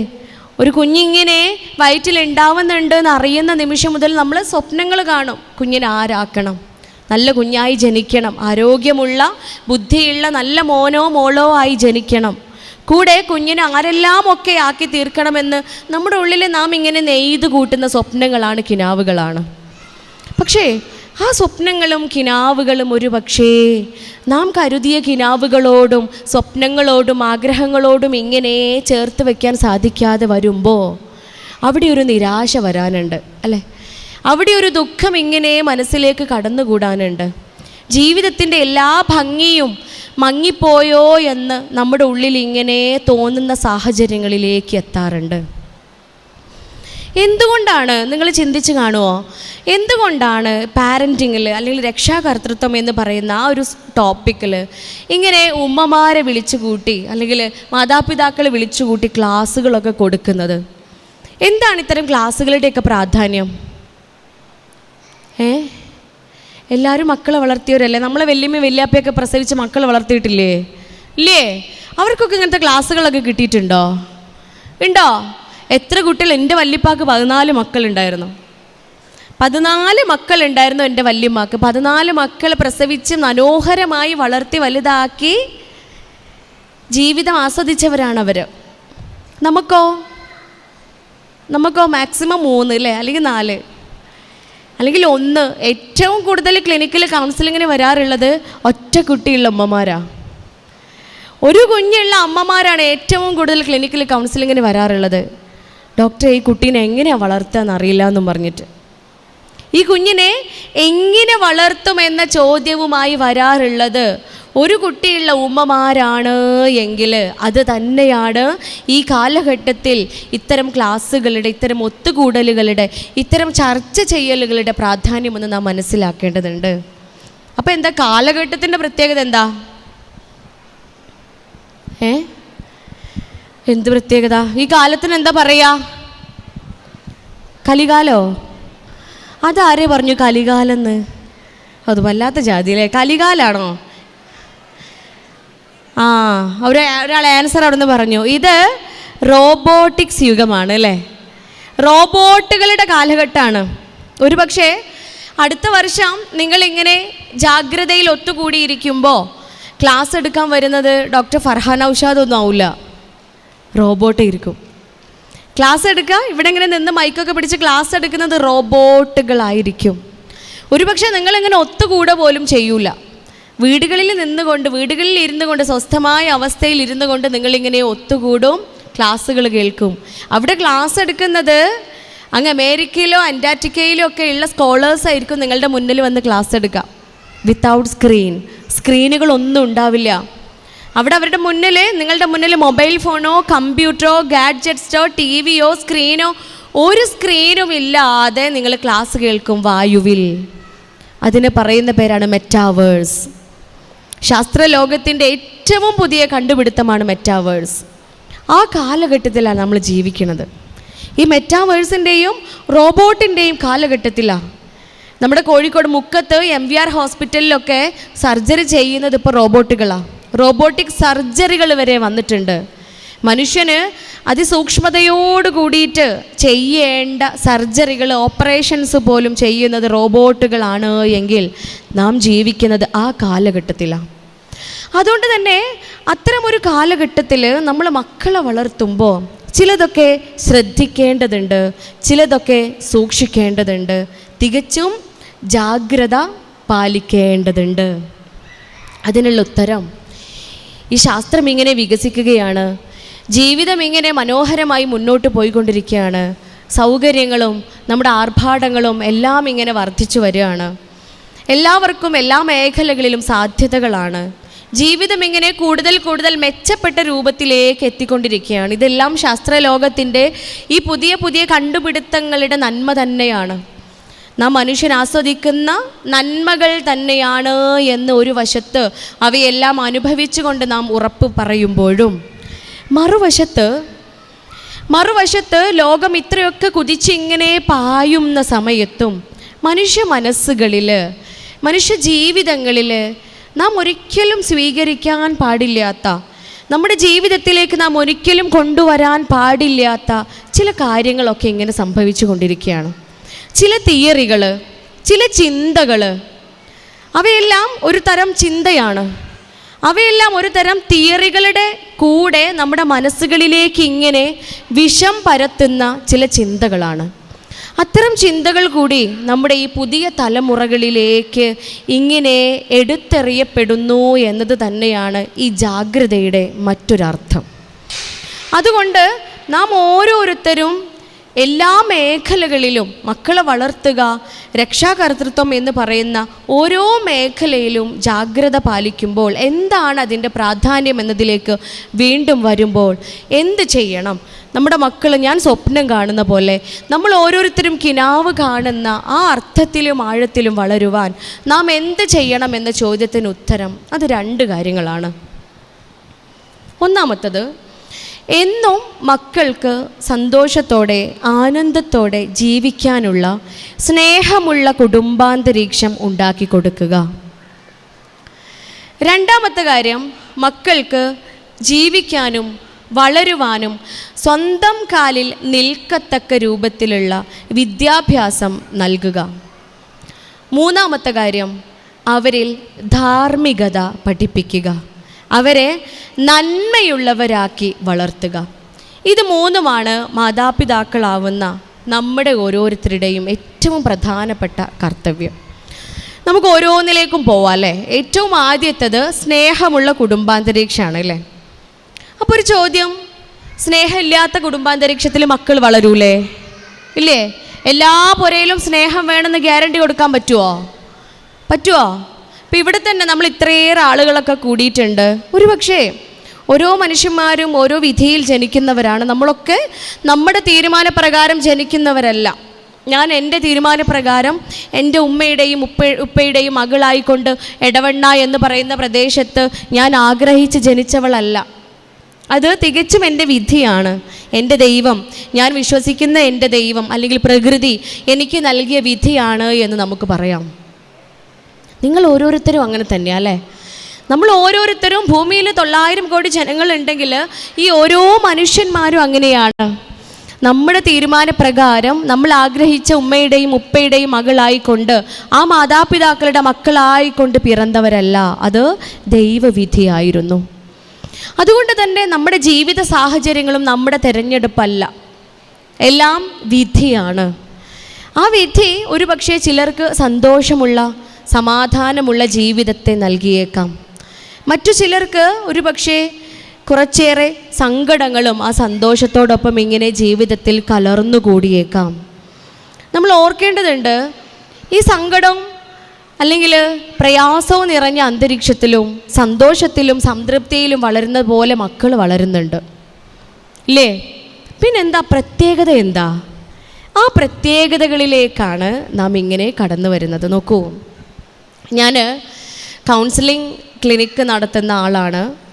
ഏകദേശം 6 വർഷമായി എൻ്റെ ക്ലിനിക്ക് ഞാൻ കൗൺസിലിംഗ് സെൻ്റർ ആക്കി കൂടി മാറ്റിയിട്ട്. ഈ ക്ലിനിക്കിൽ ഈ 6 വർഷമായിട്ട് പ്രയാസങ്ങൾ പറഞ്ഞുകൊണ്ട് അല്ലെങ്കിൽ അവരുടെ പ്രശ്നങ്ങൾ പറഞ്ഞുകൊണ്ടാണ് ആളുകൾ വരിക. സന്തോഷം പറയാൻ വരുന്നതിനേക്കാളും സങ്കടം പറയാനാണല്ലോ അല്ലേ വരിക അല്ലേ? സന്തോഷം പറഞ്ഞു വരുന്നതിനേക്കാളും ആളുകൾ സങ്കടം പറയാനാണ് വരിക. ഈ സങ്കടമൊക്കെ പറഞ്ഞ് കേട്ട് ഒരുമിച്ച് ഇങ്ങനെ സംസാരിച്ച് പങ്കുവെച്ച് അതിന് മറുപടികളിലേക്ക് എത്തിച്ചേരുമ്പോൾ, അതിനുള്ള പരിഹാര മാർഗങ്ങൾ ഇങ്ങനെ ഒരുമിച്ച് ചർച്ച ചെയ്യുമ്പോൾ, എന്തുകൊണ്ട് ഇങ്ങനെ സംഭവിച്ചു അല്ലെങ്കിൽ എന്തുകൊണ്ട് ഇങ്ങനെ ഒരു ചതിക്കുഴിയിലേക്ക് വീണുപോയി എന്ന ചോദ്യത്തിന് ആ കാരണം ഇരിക്കുന്നത്, ആ ചോദ്യത്തിന് ഉത്തരമായി ആ കാരണം എങ്ങനെ പോവാറുള്ളത് പലപ്പോഴും നമ്മുടെയൊക്കെ വീടുകളിലേക്കാണ്, അല്ലെങ്കിൽ ആ പ്രയാസം അനുഭവിക്കുന്ന ആളുകളുടെ കുടുംബങ്ങളിലേക്കാണ്. നോക്കൂ, നമ്മുടെ മക്കളായിക്കോട്ടെ അല്ലെങ്കിൽ നമ്മൾ ഓരോരുത്തരുമായിക്കോട്ടെ തെറ്റുകളിലേക്ക്, ഈ പറഞ്ഞ പ്രയാസങ്ങളിലേക്ക്, ഇത്തരം ലഹരികളിലേക്ക് അടിമപ്പെട്ടു പോവാൻ കാരണം നമ്മുടെ കുടുംബങ്ങളിൽ നിന്നുകൂടി ഉണ്ട് എന്ന് കേൾക്കുമ്പോൾ അവിടെയാണ് നാം ഓരോരുത്തരും ചിന്തിക്കേണ്ടത്. എൻ്റെ കുടുംബം എൻ്റെ ബാധ്യതയാണ്, എൻ്റെ മക്കൾ, എൻ്റെ ഈണ, എൻ്റെ കുടുംബാംഗങ്ങൾ ഓരോരുത്തരും എൻ്റെ ബാധ്യതയാണ്. ഞാൻ കാരണം അല്ലെങ്കിൽ ഞാൻ കൊടുക്കേണ്ട സന്തോഷത്തിൻ്റെയും സംതൃപ്തിയുടെയും അകാരണം കൊണ്ട് അവരാരും നഷ്ടത്തിലേക്ക് എത്തിച്ചേരുവാൻ പാടില്ല എന്ന് ഞാനാണ് തീരുമാനിക്കേണ്ടത്, നിങ്ങൾ ഓരോരുത്തരുമാണ് തീരുമാനിക്കേണ്ടത്. 1-2 അനുഭവങ്ങൾ നിങ്ങൾക്ക് മുന്നിൽ പങ്കുവെക്കുകയാണ്. ഒരിക്കൽ ഒരു പെൺകുട്ടിയെ കൊണ്ടുവരികയാണ്. ആ പെൺകുട്ടി +2 പഠിക്കുന്ന മോളാണ്. അവളുടെ പ്രശ്നം എന്താണെന്ന് വെച്ചാൽ ഛർദിയാണ് അവൾക്ക് പ്രശ്നം. അവളിങ്ങനെ നിരന്തരം ഛർദ്ദിച്ചു കൊണ്ടിരിക്കുക, എന്ത് കഴിച്ചാലും ഛർദ്ദിക്കും, എന്ത് ഭക്ഷണം കഴിച്ചാലും ഛർദ്ദിക്കുകയാണ്. അങ്ങനെ എല്ലാ മെഡിക്കൽ കോളേജസിലും അവളെ കാണിച്ചു, ഒരുപാട് ഡോക്ടേഴ്സിനെ കാണിച്ചു, ഒരുപാട് ഇൻവെസ്റ്റിഗേഷൻസ് ചെയ്തു, USG എടുത്തു, കൊളോണോസ്കോപ്പി ചെയ്തു, എൻഡോസ്കോപ്പി ചെയ്തു, ബയോപ്സി എടുത്തു. പക്ഷെ എല്ലാം നോർമലാണ്, എല്ലാ ഇൻവെസ്റ്റിഗേഷൻസും നോർമൽ റിസൾട്ടാണ് കിട്ടിയിട്ടുള്ളത്. അവസാനം ഡോക്ടർ പറയാണ്, നിങ്ങൾ മോക്ക് ഒരു കൗൺസിലിംഗ് കൊടുത്താൽ മതി, മെഡിസിൻസിൻ്റെ ഒന്നും ആവശ്യമില്ല, ഇനി മെഡിക്കൽ കോളേജിലൊന്നും വരേണ്ട കാര്യമല്ല, കൗൺസിലിംഗ് കൊടുക്കണമെന്ന് പറഞ്ഞ് ക്ലിനിക്കിൽ കൊണ്ടുവരികയാണ്. അങ്ങനെ സംസാരിച്ചു. ആദ്യത്തെ ദിവസം ചർച്ചയിൽ അവൾ പ്രത്യേകിച്ചൊന്നും പറഞ്ഞില്ല, അവൾക്ക് വയറുവേദനയാണ്, ഭക്ഷണം കഴിക്കുമ്പോഴത്തേന് ഛർദി വരികയാണ് എന്നതായിരുന്നു അവളുടെ മറുപടി. പക്ഷേ അടുത്ത ദിവസത്തെ സിറ്റിങ്ങിൽ സംസാരത്തിൽ അവൾ ചില കാര്യങ്ങളൊക്കെ പങ്കുവച്ചു. അവൾ പറയാണ്, 3 വയസ്സ് മുതലുള്ള കാര്യങ്ങളാണ് അവൾക്ക് ഓർത്തെടുത്ത് പറയാൻ സാധിക്കുന്നത്. ഏകദേശം അവൾക്ക് 3, 3.5, 4 വയസ്സ് പ്രായമാവുന്ന സമയത്ത് അവളുടെ ഉമ്മയും ഉപ്പയും വീട്ടിൽ എപ്പോഴും ബഹളാണ്, എപ്പോഴും പ്രശ്നങ്ങളാണ്. ഇവർ തമ്മിലൊരു ചേർച്ചയില്ല. എന്തെങ്കിലുമൊക്കെ പറഞ്ഞ് 1, 2 ഒക്കെ പറഞ്ഞ് ഉമ്മയും ഉപ്പയും വീട്ടിൽ ബഹളം വയ്ക്കാൻ തുടങ്ങും, കലഹിക്കാൻ തുടങ്ങും, പ്രശ്നങ്ങളൊക്കെ ഉണ്ടാവും. അപ്പോൾ ഇവർ തമ്മിൽ ഇങ്ങനെ അസ്വാരസ്യങ്ങൾ ഉണ്ടാകുന്ന സമയത്ത് അവൾ കരയുമായിരുന്നു, അവൾ ഉറക്കെ കരയും. സ്വാഭാവികമാണ്, നമ്മൾ വീട്ടിൽ ശബ്ദം ഉണ്ടാകുമ്പോൾ മക്കൾക്ക് പേടിയാവും. അവരേറ്റവും കൂടുതൽ സ്നേഹിക്കുന്നത് അവരുടെ ഉമ്മയെ ഉപ്പയെയാണ്, മാതാപിതാക്കളെയാണ്. അവരുടെ ഭാഗത്തുനിന്ന് ശബ്ദങ്ങൾ ഉണ്ടാക്കുമ്പോൾ അവർ ടെൻഷനാവും, കരയും. അങ്ങനെ ഈ മോളും കരയാണ്. അപ്പോൾ ഈ കരയുമ്പോഴൊക്കെ ഉമ്മ എന്ത് ചെയ്യും, ഒരു പാത്രത്തിൽ കുറച്ച് ചോറിട്ടിട്ട്, കുറച്ച് വറ്റിട്ടിട്ട് ആ കുട്ടീനെ ആ ചോറിൻ്റെ മുൻപിൽ ഇരുത്തി കൊടുക്കും, ആ ഭക്ഷണ പാത്രത്തിന് മുൻപിൽ ഇരുത്തും. അങ്ങനെ ഭക്ഷണം കാണുമ്പോൾ ഇവൾ എന്ത് ചെയ്യും, ഓരോരോ വറ്റിങ്ങനെ എടുത്ത് കഴിക്കാൻ തുടങ്ങും. പക്ഷെ അപ്പുറത്തുനിന്ന് ബഹളം കേൾക്കുമ്പോൾ അവൾ വീണ്ടും കരയും, ഉറക്കെ കരയും. പക്ഷെ ഉമ്മ അവളെ മൈൻഡ് ചെയ്യൂല. ഉമ്മയും ഉപ്പയും അവളുടെ അടുത്ത് വന്ന് നോക്കുക പോലും ചെയ്യൂല. അവർ വീണ്ടും അവർ ചർച്ച ചെയ്യുന്ന കാര്യം, അവർ ബഹളം വയ്ക്കുന്ന കാര്യം ഇങ്ങനെ തുടർന്നു കൊണ്ടേയിരിക്കുന്നു. ഒരു ദിവസം ഭക്ഷണം കഴിക്കുന്നതിൻ്റെ ഇടയിൽ അവളിങ്ങനെ കരഞ്ഞു. അവർ ബഹളം വയ്ക്കുകയാണ്, അവൾ കരയാണ്. കരഞ്ഞ് അവൾ ഛർദ്ദിച്ചു കഴിഞ്ഞപ്പോൾ ഉമ്മ ഓടി വന്ന് അവളെടുത്തിട്ട് ഉമ്മ തോളിലിട്ട് അവളെ പുന്നാരിച്ചു, അവളെ കെയർ ചെയ്തു, കരയണ്ടെന്നൊക്കെ പറഞ്ഞ് അവളെ ആശ്വസിപ്പിക്കുകയാണ്. പിന്നീട് അടുത്ത ദിവസം ഇതുപോലെ ആവർത്തിക്കുകയാണ്. അവൾ കരഞ്ഞു, പക്ഷേ ഉമ്മ വന്നില്ല. അവൾക്ക് തോന്നി ഇന്നലെ ഉമ്മ വന്നത് എപ്പോഴാ, ഛർദ്ദിച്ചപ്പോഴാണ് അല്ലേ, അപ്പോൾ ഇന്നും ഛർദ്ദിക്കാം. അവൾ എന്ത് ചെയ്തു, അവൾ ഛർദ്ദിച്ചു. ഉമ്മ ഓടി വന്നു, അവളെ പുന്നാരിച്ചു. ഇവിടെ 2 ദിവസത്തെ അനുഭവമാണ്. ഛർദ്ദിച്ചാൽ ഇവർ രണ്ടുപേരും വന്ന് എന്നെ എടുക്കും, എന്നെ പുന്നാരിക്കും, എന്നെ കെയർ ചെയ്യും. ഇവൾ ഇതൊരു സ്ഥിരം ഏർപ്പാടാക്കി. വീട്ടിൽ ഉമ്മയും ഉപ്പയും സ്ഥിരം ഏർപ്പാടാക്കുന്നുണ്ടെന്നുണ്ടെങ്കിൽ അവളും സ്ഥിരം ഏർപ്പാടാക്കുന്നതിന് പറഞ്ഞിട്ട് കാര്യമില്ലല്ലോ. അവർ ബഹളം വെക്കുകയാണ്, ചോറ് വെച്ചു കൊടുക്കുകയാണ്, അവൾ കരയാണ്, ഛർദ്ദിക്കുകയാണ്, ഉമ്മയും ഉപ്പയും വന്ന് അവളെ എടുക്കുകയാണ്. ഇത് അവളുടെ ജീവിതത്തിൽ ഇങ്ങനെ അവൾ തുടർന്നു കൊണ്ടിരുന്നു. വർഷങ്ങൾ കടന്നു പോവാണ്, അവൾ വളർന്നു വരികയാണ്. അവിടെ എന്ത് സംഭവിച്ചു എന്ന് വെച്ചാൽ, നമ്മുടെ ശരീരത്തിനൊരു പ്രത്യേകത ഉണ്ട്, നമ്മുടെ അന്നനാളത്തിന് ഒരു പ്രത്യേകത ഉണ്ട്. ഭക്ഷണം കഴിച്ചു കഴിഞ്ഞാൽ മുകളിലേക്ക് പോലുണ്ടോ ആർക്കെങ്കിലും? ഇല്ല അല്ലേ, ഭക്ഷണം താഴേക്ക് മാത്രമേ പോവുകയുള്ളൂ. കാരണം നമ്മൾ അന്നനാളത്തിൽ പെരിസ്റ്റാൾട്ടിക് എന്ന് പറയുന്നൊരു മൂവ്മെൻ്റ് ഉണ്ട്, പെരിസ്റ്റാൾസിസ് എന്ന് പറയുന്നൊരു മൂവ്മെൻറ്റ്. ഈ പെരിസ്റ്റാൾട്ടിക് മൂവ്മെൻറ്റിൻ്റെ ഭാഗമായിട്ട് ഭക്ഷണം അങ്ങോട്ടേക്ക് മാത്രമേ പോവുകയുള്ളൂ. അങ്ങോട്ടേക്ക് മാത്രം പറഞ്ഞയത്തക്ക രൂപത്തിലുള്ള വാൾവുകളാണ് നമ്മളെ അന്നനാളത്തിലുള്ളത്. ഈ ഭക്ഷണ പദാർത്ഥങ്ങൾ ഇങ്ങോട്ടേക്ക് വരാനുള്ള ടെൻഡൻസി ശരിക്കും ശരീരത്തിനില്ല. പിന്നെ നമുക്ക് എന്തെങ്കിലും അസുഖങ്ങൾ വരുമ്പോൾ, എന്തെങ്കിലും ഫോറിൻ ബോഡീസൊക്കെ ആമാശയത്തിൽ പെട്ട് കഴിഞ്ഞാലാണ് ഈ വാൾവിൻ്റെ പ്രവർത്തനം, ഈ വാൾവിലൂടെ തലച്ചോറും അതുപോലെ ആമാശയം തമ്മിലുള്ള പ്രവർത്തനത്തിൻ്റെ ഫലമായിട്ട് ആഹാര പദാർത്ഥങ്ങൾ ഇങ്ങോട്ടേക്ക് വരിക. അത് ശരിക്കും തലച്ചോറിൻ്റെ ഒരു സിഗ്നൽ വഴി നടക്കേണ്ട പ്രവർത്തനമാണ്. പക്ഷേ ഇവിടെ ഈ കുട്ടി സ്വമേധയാ ചെയ്യുന്ന കാര്യങ്ങളാണ്. ഇവിടെ അറ്റൻഷൻ എടുക്കാൻ വേണ്ടിയിട്ട്, ആ അമ്മയുടെയും അച്ഛൻ്റെയും മാതാപിതാക്കളുടെ ശ്രദ്ധ നേടിയെടുക്കാൻ വേണ്ടിയിട്ട് അവൾ ഉണ്ടാക്കിയെടുക്കുന്ന ഛർദിയായിരുന്നു. അങ്ങനെ അവളുടെ ഈ പെരിസ്റ്റാൾട്ടിക് മൂവ്മെൻറ്റിന് അത് എഫക്റ്റ് ചെയ്യുകയും ഇപ്പോൾ +2 എത്തിയതിന് ശേഷവും ഛർദ്ദിക്കേണ്ടതില്ല എന്ന ബുദ്ധിയിലേക്ക് അവൾ എത്തിയതിന് ശേഷവും എന്ത് സംഭവിച്ചു, ഭക്ഷണം വയറ്റിലേക്ക് എത്തുമ്പോഴത്തേന് അവൾ ഛർദ്ദിക്കുകയാണ്. നോക്കൂ, ഒരുപാടേറെ കിനാവുകളും സ്വപ്നങ്ങളൊക്കെ കണ്ടിട്ട് തന്നെയാവും ഈ കുട്ടിയെയും ഉമ്മ പ്രസവിച്ചിട്ടുണ്ടാവുക അല്ലേ. ഈ ഉമ്മയും ഉപ്പയൊക്കെ ബഹളം വെച്ചാലും കലഹിച്ചാലും അവരിങ്ങനെ അവരുടെ ജീവിതം ഒരിക്കലും ആനന്ദവും ആഹ്ലാദവും ആസ്വാദനവും ഒന്നും ഇല്ലാതെ ഇങ്ങനെ കടന്നുപോയി എങ്കിലും ഈ മകളെക്കുറിച്ച് സ്വപ്നങ്ങൾ കണ്ടിട്ടുണ്ടാവും, മകളെക്കുറിച്ച് കിനാവുകൾ കണ്ടിട്ടുണ്ടാവും. മകളെ ആരാക്കണമെന്ന്, മകൾ എങ്ങനെയുള്ള സ്വഭാവക്കാരി ആവണമെന്ന്, മകളുടെ ജീവിതം എങ്ങനെയാവണമെന്ന് അവർ പലപ്പോഴും ഒരുമിച്ച് തന്നെ കിനാവുകൾ കണ്ടിട്ടുണ്ടാവും. പക്ഷേ പഠിക്കാൻ മിടുക്കിയായിരുന്ന ആ കുട്ടി ഈ ഒരു സ്വഭാവം കാരണം പഠനത്തിൽ നിന്നും പിന്നോട്ടേക്ക് പോവുകയാണ്. ഡോക്ടർ ആവണമെന്നായിരുന്നു ആഗ്രഹം, പക്ഷേ 10ാം ക്ലാസ്സിൽ ഒരു പേപ്പർ അവൾ തോറ്റു. അതുകൊണ്ട് തന്നെ +2 അവൾക്ക് സയൻസ് ഗ്രൂപ്പ് എടുക്കാൻ സാധിച്ചില്ല. അവളുടെ വലിയ ആഗ്രഹം അവിടെ കെട്ടുപോവുകയാണ്. +2 എത്തിയപ്പോഴത്തേന് അവളുടെ കൂടെയുള്ള കുട്ടികളിലൊക്കെ 1-2 വർഷം പിറകിലാവുകയാണ് കുട്ടി, ഈ അസുഖം എന്ന് തോന്നിപ്പിക്കുന്ന ഈ സ്വഭാവം കാരണം. നോക്കൂ, ഇവിടെ മൂലകാരണം അന്വേഷിക്കുന്ന സമയത്ത്, ഇതായിരുന്നു അതിന് കാരണമെന്ന് മനസ്സിലാകുന്ന സമയത്ത് ഉള്ളിൽ തോന്നുന്നൊരു വേദന ഉണ്ട് അല്ലേ, ഉള്ളിൽ തോന്നുന്നൊരു കുറ്റബോധമുണ്ട്. ആര് കാരണമാണ്? ആരാണോ ഈ കുഞ്ഞ് ലോകത്തിൽ ഏറ്റവും മികച്ചവളാവണമെന്ന് ഏറ്റവും കൂടുതൽ ആഗ്രഹിക്കുന്നത്? അത് മറ്റാരുമല്ല, ആ കുട്ടിയുടെ അധ്യാപകരല്ല, ആ കുട്ടിയുടെ സുഹൃത്തുക്കളല്ല, ആ കുട്ടിയുടെ നാട്ടുകാരോ അല്ലെങ്കിൽ പരിചയക്കാരോ ബന്ധുക്കളോ അല്ല, അത് തീർച്ചയായും ഈ മാതാപിതാക്കൾ തന്നെയാണ്. എന്നാൽ അത്രയേറെ കുഞ്ഞ് മികച്ചവളാവണം, മികച്ചവനാവണമെന്ന് ആഗ്രഹിക്കുന്ന മാതാപിതാക്കൾ തന്നെ കുഞ്ഞിൻ്റെ അധപ്പതനത്തിന് കാരണമാകുമ്പോൾ, മാതാപിതാക്കൾ മക്കളുടെ സ്വർഗവും നരകവുമാണ് എന്ന് പ്രവാചകൻ പറയുന്നുണ്ട്. മാതാപിതാക്കൾ മക്കളുടെ സ്വർഗവും നരകവുമാണ്. ഇത് തന്നെയാണ് ശാസ്ത്രവും പറയുന്നത്. ഒരു കുഞ്ഞ് ആരായി തീരണമെന്ന് തീരുമാനിക്കുന്നത് 2 ഘടകമാണ്. അതിലൊന്നാമത്തെ ഘടകം കുഞ്ഞിൻ്റെ പാരമ്പര്യമാണ്, ഹെറിഡിറ്ററിയാണ്. രണ്ടാമത്തെ ഘടകം കുഞ്ഞിൻ്റെ എൻവയോൺമെൻ്റ് ആണ്, കുഞ്ഞിൻ്റെ ചുറ്റുപാടാണ്. നമുക്കറിയാം അല്ലേ, കുഞ്ഞിൻ്റെ പാരമ്പര്യം ആരാ പാരമ്പര്യം? നമ്മൾ കുട്ടി അംഗൻവാടിയിൽ നിന്ന് ഗിഫ്റ്റൊക്കെ വാങ്ങി ട്രോഫിയൊക്കെ വാങ്ങി വന്നാൽ നമ്മൾ എന്താ പറയുക? നോക്കിയാണ് നിങ്ങൾ എൻ്റെ കുട്ടിയാണിത് എന്നല്ലേ അല്ലേ? മൂപ്പരോട് പറയില്ലേ, നോക്കിയാണ് നിങ്ങൾ എൻ്റെ കുട്ടിയാണിത്. മൂപ്പര് പറയും, നോക്കിയാടി എൻ്റെ കുട്ടീനെ കണ്ടോച്ച്. കുരുത്തക്കേട് കാണിച്ച് വന്നാലോ, തച്ച് മറ്റോൻ്റെ നെറ്റ് പൊട്ടിച്ച് വന്നെന്ന് വിചാരിക്കുക. നല്ല അടി കൂടിയിട്ടേ മറ്റോൻ്റെ നെറ്റൊക്കെ പൊട്ടിച്ച് 3-4 സ്റ്റിച്ചൊക്കെ ഇട്ട് ഹോസ്പിറ്റലിൽ നിന്ന് ഇങ്ങനെ കൊണ്ടുവരികയാണ്. അപ്പോൾ നമ്മൾ പറയാം, എന്താ നിങ്ങളതല്ലേ? മൂപ്പരെന്താ പറയാ, അൻ്റെതല്ലേ, ജന്നെ പോയാൽ മതി പാരൻസ് മീറ്റിങ്ങിന്.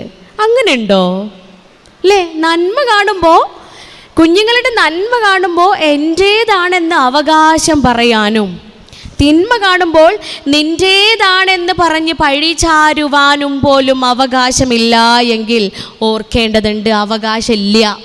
കാരണം എൻ്റെ 23 ക്രോമസോം ഞാൻ ആരാവണമെന്ന് തീരുമാനിക്കുന്ന, എൻ്റെ സ്വഭാവം എങ്ങനെയാവണമെന്ന് തീരുമാനിക്കുന്ന, ഞാൻ എങ്ങനെയൊക്കെ വളരണമെന്ന് തീരുമാനിക്കുന്ന എൻ്റെ ശരീരത്തിലെ 23 ക്രോമസോമുകൾ എൻ്റെ ഉമ്മയിൽ നിന്ന് എടുക്കപ്പെട്ടവയാണ്.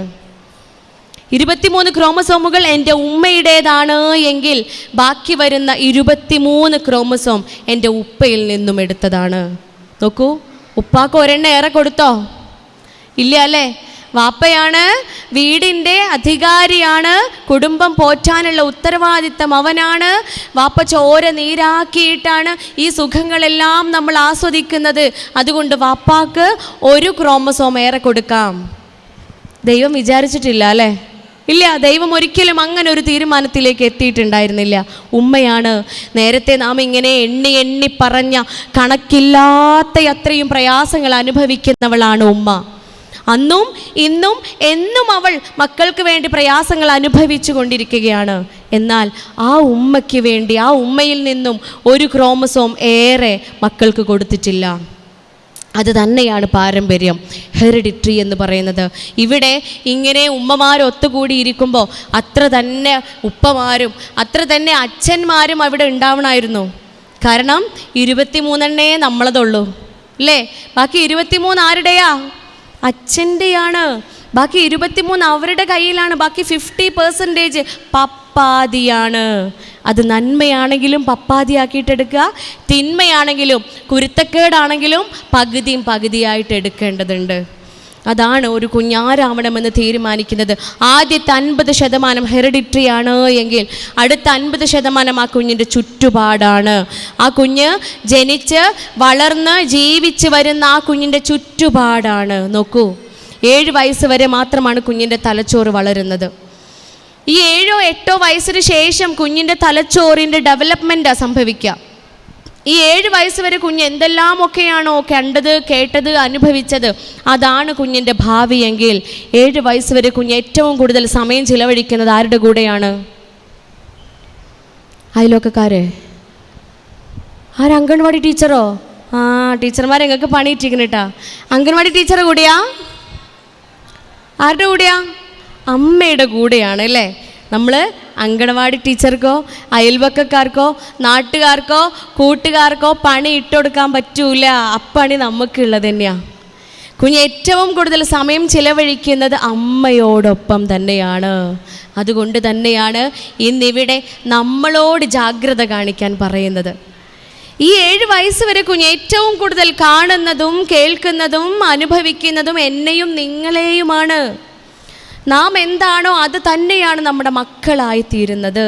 ഇവിടെ ഈ അനുഭവത്തിൽ നിന്നും നാം കാണുന്നത് ഒരു കുഞ്ഞിൻ്റെ ഭാവി ജീവിതത്തെ ആ ഉമ്മയുടെയും ഉപ്പയുടെയും ചെറിയ പാകപ്പിഴവുകൾ കാരണം, അവരുടെ ജീവിതത്തിൽ വന്നുപോയ ചെറിയ ചെറിയ പിഴവുകൾ കാരണം ഇല്ലാതെയാവുകയാണ്. ഇത് അവൾ അനുഭവിച്ച യാതനയിൽ നിന്നും അവൾ അനുഭവിച്ച പ്രയാസത്തിൽ നിന്നും രക്ഷപ്പെടാൻ വേണ്ടി അവൾ കണ്ടെത്തിയ ഒരു ഉപായമായിരുന്നുവെങ്കിൽ ഇതുപോലത്തെ ഒന്നല്ല. അനവധി അനുഭവങ്ങളാണ് ദിവസവും വരാറുള്ളത്. ഒരു പെൺകുട്ടിയെ കൊണ്ടുവന്നത് അക്ഷരങ്ങളെല്ലാം എഴുതിയിട്ടായിരുന്നു. എല്ലാം തലതിരിച്ചെഴുതുകയാണ് അവൾ. കാരണം എന്താ? ഉമ്മയും ഉപ്പയും പിരിഞ്ഞ് ജീവിക്കുന്നവരാണ്. ഒരു കുഞ്ഞ് തലയിൽ മുടിയില്ലാതെ വരികയാണ്. മുടി പറിച്ചെടുക്കുന്നത് എന്തിനാ?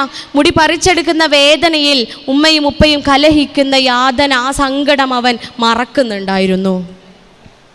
മറ്റൊരു സംഭവം അത്ഭുതമാണ്. ഒരു വീട്ടിൽ മോഷണങ്ങൾ നടക്കുക. സന്തോഷത്തോടെ സമാധാനത്തോടു കൂടി ജീവിക്കുന്ന ഒരു കുടുംബമാണ്. അവിടെ ഇടയ്ക്കിടെ പലരുടെയും ബാഗിൽ നിന്നും പേഴ്സിൽ നിന്നും അലമാരയിൽ നിന്നും ഒക്കെ വിലപിടിപ്പുള്ള പലതും നഷ്ടപ്പെടുകയാണ്. പൈസ നഷ്ടപ്പെടാറുണ്ടായിരുന്നു, സ്വർണ്ണങ്ങൾ നഷ്ടപ്പെടാറുണ്ടായിരുന്നു, ആഭരണങ്ങൾ, സ്വർണ്ണ നാണയങ്ങൾ, മൊബൈൽ ഫോണുകൾ, ഇതൊക്കെ നഷ്ടപ്പെടുന്നതിലല്ല. പക്ഷേ അത്ഭുതം, ഈ നഷ്ടപ്പെടുന്ന സാധനങ്ങൾ ആ വീട്ടിലെ തന്നെ മറ്റു പല മെമ്പേഴ്സിൻ്റെയും ബാഗിൽ നിന്നോ അലമാരിൽ നിന്നോ കിട്ടുകയും ചെയ്യും. ചിന്തിക്കുന്നുണ്ടോ നിങ്ങൾ? ഒരു കുടുംബം തകരാൻ ഇതിൽ കൂടുതൽ വേണോ? ഉമ്മാൻ്റെ മാല നഷ്ടപ്പെട്ട് ആ മാല കിട്ടിയത് ചെറിയ മരുമകളുടെ ബാഗിൽ നിന്നാ. എൻ്റെ തമ്പുരാനെ, അടിപൊളിയായില്ലേ? എന്നാൽ ഇല്ലേ? ഇല്ല, അടിപൊളിയായി. അതന്നെ. അല്ലെങ്കിൽ തന്നെ കഷ്ടകാലാണല്ലോ. ആണോ? അമ്മായിമ്മ മരുമകൾ കഷ്ടകാല അല്ല അല്ലേ? എന്ത് സ്നേഹത്തിൽ ജീവിക്കുന്നവരാ ഉറങ്ങാട്ടിരിക്കാരൊക്കെ. ഞങ്ങൾ നിലമ്പൂരാരാണ്. അങ്ങനെ നോക്കൂ. അപ്പോൾ ഉമ്മയുടെ ഈ ഗോൾഡ് ആഭരണം കിട്ടിയത് ചെറിയ മരുമകളുടെ ബാഗിൽ നിന്നാണ്. എന്നാൽ കുറച്ച് കഴിഞ്ഞപ്പോൾ വലിയ മരുമകളുടെ ബാഗിൽ നിന്നും മൊബൈൽ ഫോൺ നഷ്ടപ്പെടുക. അത് കിട്ടിയത് എവിടെ നിന്നറിയോ? ഭർത്താവിൻ്റെ വാപ്പാൻ്റെ അലമാരൻ്റെ ഉള്ളിൽ.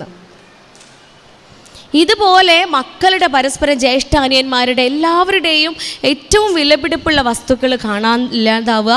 അത് മറ്റു പലരുടെയും ബാഗുകളിൽ നിന്നും അലമാരിൽ നിന്നൊക്കെ കിട്ടുകയാണ്. ഇങ്ങനെ ഈ കൗൺസിലിംഗ് ഏകദേശം എനിക്ക് തോന്നണു 2-3 ആഴ്ചയോളം നീണ്ടു നിന്നിട്ടുണ്ടാവും. കാരണം അത്ര ഓരോ ആളുകളെയും നമ്മൾ കൗൺസിൽ ചെയ്യണം അല്ലേ? ഓരോ മനുഷ്യന്മാരെ കൗൺസിൽ ചെയ്ത് ഇതിനുള്ള ഉത്തരം കണ്ടെത്തണം. അങ്ങനെ ഇതാരാണ് ചെയ്തത് എന്ന് ഇന്നും ആ കുടുംബത്തിൽ ആർക്കും അറിയില്ല. അതാണ് അതിൻ്റെ ഒരു പ്രത്യേകത. ഇതാരാണ് ചെയ്തതെന്ന് എന്നും ആ കുടുംബത്തിൽ ആർക്കും അറിയില്ല. ആ വ്യക്തിക്കും എനിക്കും മാത്രം, പഠിച്ചോനും അല്ലേ, നമ്മൾ ദൈവത്തിനും, ഈ 3 വ്യക്തികൾക്ക് മാത്രം അറിയുന്ന ഒരു കാര്യമാണ്. ആ കുട്ടി ഇങ്ങനെ ചെയ്യാൻ കാരണം ഈ വീട്ടിൽ ഇങ്ങനെ പ്രശ്നങ്ങൾ ഉണ്ടാവുമ്പോൾ, ബന്ധങ്ങൾക്കുള്ളിൽ ഇങ്ങനെ പ്രയാസങ്ങൾ ഉണ്ടാവുമ്പോൾ ആ കുട്ടി അതിലൊരു ആനന്ദം കണ്ടെത്തുന്നുണ്ടായിരുന്നു.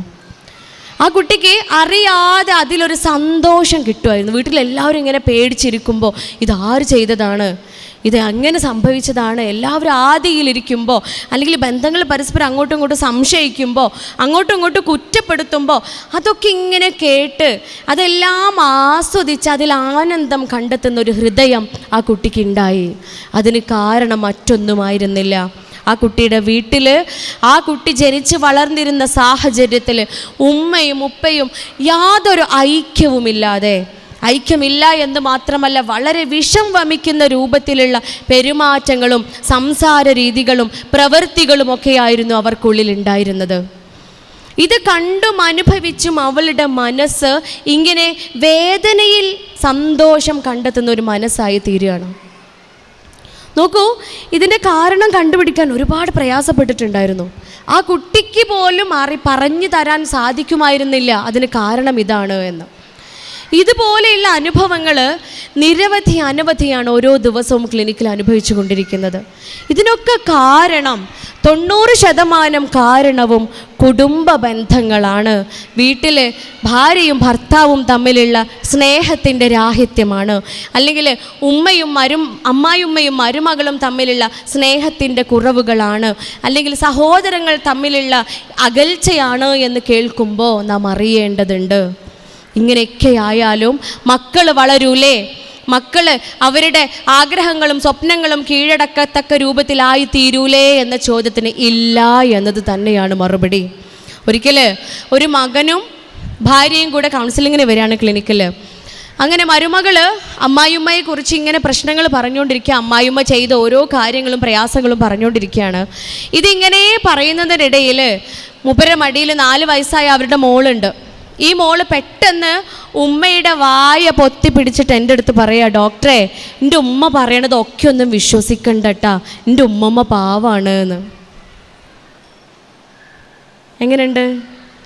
എൻ്റെ ഉമ്മ പറയുന്നത് എല്ലാം ഒന്നും വിശ്വസിക്കേണ്ട, എൻ്റെ ഉമ്മുമ്മ പാവാണ് എന്ന്. അവിടെ ചിന്തിച്ചത് എന്താണെന്നറിയോ? ഇങ്ങനെ നർമ്മം തോന്നിപ്പിക്കുന്ന ഉത്തരമാണ് പറഞ്ഞതെങ്കിലും അവിടെ ചിന്തിക്കേണ്ടതുണ്ട്. 4 വയസ്സായ കുഞ്ഞാണ്. 4 വയസ്സ് മാത്രമാണ് ആ പൈതലിൻ്റെ പ്രായം. അവളുടെ തലച്ചോറ് ഇനി 3 വർഷം കൂടി മാത്രമേ വളരുകയുള്ളൂ. ആ തലച്ചോറിനുള്ളിലേക്ക് ഇട്ടുകൊടുത്ത വിത്തുകൾ ഈ കോപത്തിൻ്റെയും പകയുടെയും വിദ്വേഷത്തിൻ്റെയും ഈർഷ്യയുടെയും ഒക്കെയാണ്. ഈ വിത്തുകളാണ് വളരുന്നത്. ഈ വിത്തുകളാണ് വളർന്ന് വൻ വൃക്ഷങ്ങളായി മാറുന്നത്. ആ വൃക്ഷങ്ങൾക്ക് തണൽ നൽകാൻ സാധിക്കുകയില്ല. ആ വൃക്ഷങ്ങൾക്ക് സ്നേഹത്തിൻ്റെയും കാരുണ്യത്തിൻ്റെയും സഹജീവി സ്നേഹത്തിൻ്റെയും അനുകമ്പയുടെയും പഴങ്ങളെ നമുക്ക് സമ്മാനിക്കുവാൻ എങ്ങനെയാണ് സാധിക്കുന്നത്? അതുകൊണ്ട് ചിന്തിക്കുക, ഓരോ ബന്ധങ്ങളും ഊഷ്മളമാക്കേണ്ടതുണ്ട്. സ്നേഹമുള്ള കുടുംബാന്തരീക്ഷം മക്കൾക്ക് വേണ്ടി നാം ഉണ്ടാക്കി കൊടുക്കേണ്ടതുണ്ട്. കാരണം അവരായിത്തീരുന്നത് നാം എന്താണോ അതു തന്നെയാണ്. ഇതുപോലെ ഒരു സദസ്സിൽ ബന്ധങ്ങൾ ഊഷ്മളമാക്കേണ്ടത്, അല്ലെങ്കിൽ ഇണകൾ ഭാര്യയും ഭർത്താവും പരസ്പരം സ്നേഹിച്ച് ജീവിക്കേണ്ടതിൻ്റെ പ്രാധാന്യത്തെക്കുറിച്ച് ഇങ്ങനെ പറയുമ്പോൾ, മുമ്പിലിരിക്കുന്ന ഇച്ചിരി പ്രായമായൊരു ഉമ്മ ക്ലാസ്സൊക്കെ കഴിഞ്ഞ് പോകുമ്പോൾ എന്നെ ചേർത്ത് പിടിച്ചിട്ട് എന്നോട് പറയാം, അല്ല മോളെ, ചട്ടിയും കലമൊക്കെ ആയാൽ ഊർങ്ങാട്ടീരും തട്ടിയും മുട്ടിയും കണ്ട് തന്നെയാ? ആണോ? ഊർങ്ങാട്ടീരിലും തട്ടിയും മുട്ടിയിട്ടും തന്നെയാണോ ഈ ചട്ടിയും കലവും? അവിടെയാണ് നമ്മുടെ പാഠം. നോക്കൂ, അന്ന് ആ വല്യമ്മ എൻ്റെ അടുത്ത് പറയാണ്, ചട്ടിയും കലമൊക്കെ ആവുമ്പോൾ തട്ടിയും മുട്ടിയൊക്കെ ഇരിക്കൂലേന്ന്. ഇങ്ങനെ തട്ടിയും മുട്ടിയൊക്കെ ഇരുന്നാലും വല്യമ്മ 14 മക്കളെ പ്രസവിച്ചില്ലേന്ന്.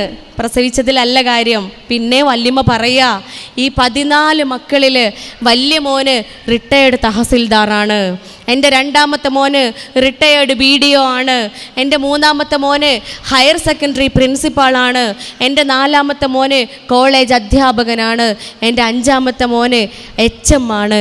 ഇത്രയൊക്കെ എനിക്ക് ഓർമ്മയുള്ളൂ കേട്ടോ. 10-14 എണ്ണത്തിൻ്റെ ഓർത്തെടുക്കണ്ടേ ഇല്ലേ?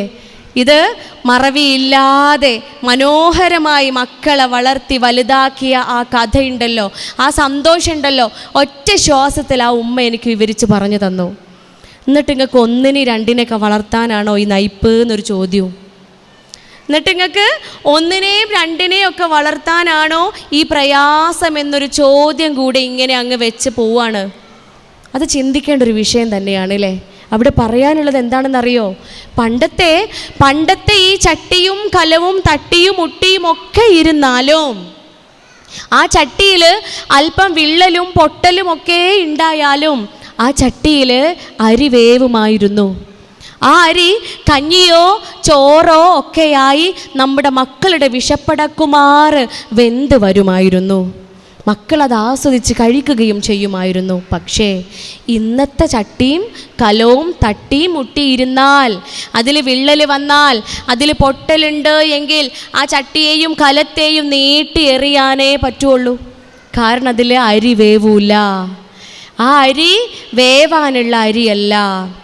നോക്കൂ, അങ്ങനെ തട്ടി മുട്ടിയൊക്കെ ഇരുന്നിട്ടും കല്യാണം കഴിച്ചില്ലേ, മക്കളെ വളർത്തിയില്ലേ, നല്ല ജീവിതമൊക്കെ ഉണ്ടായില്ലേ എന്ന് ആ വല്യമ്മ പറയുമ്പോൾ അവിടെ പറയാനുള്ളത്, അവിടെ വേറെ ഓപ്ഷൻ ഇല്ലായിരുന്നു ഉമ്മ എന്നുള്ളതാ അല്ലേ?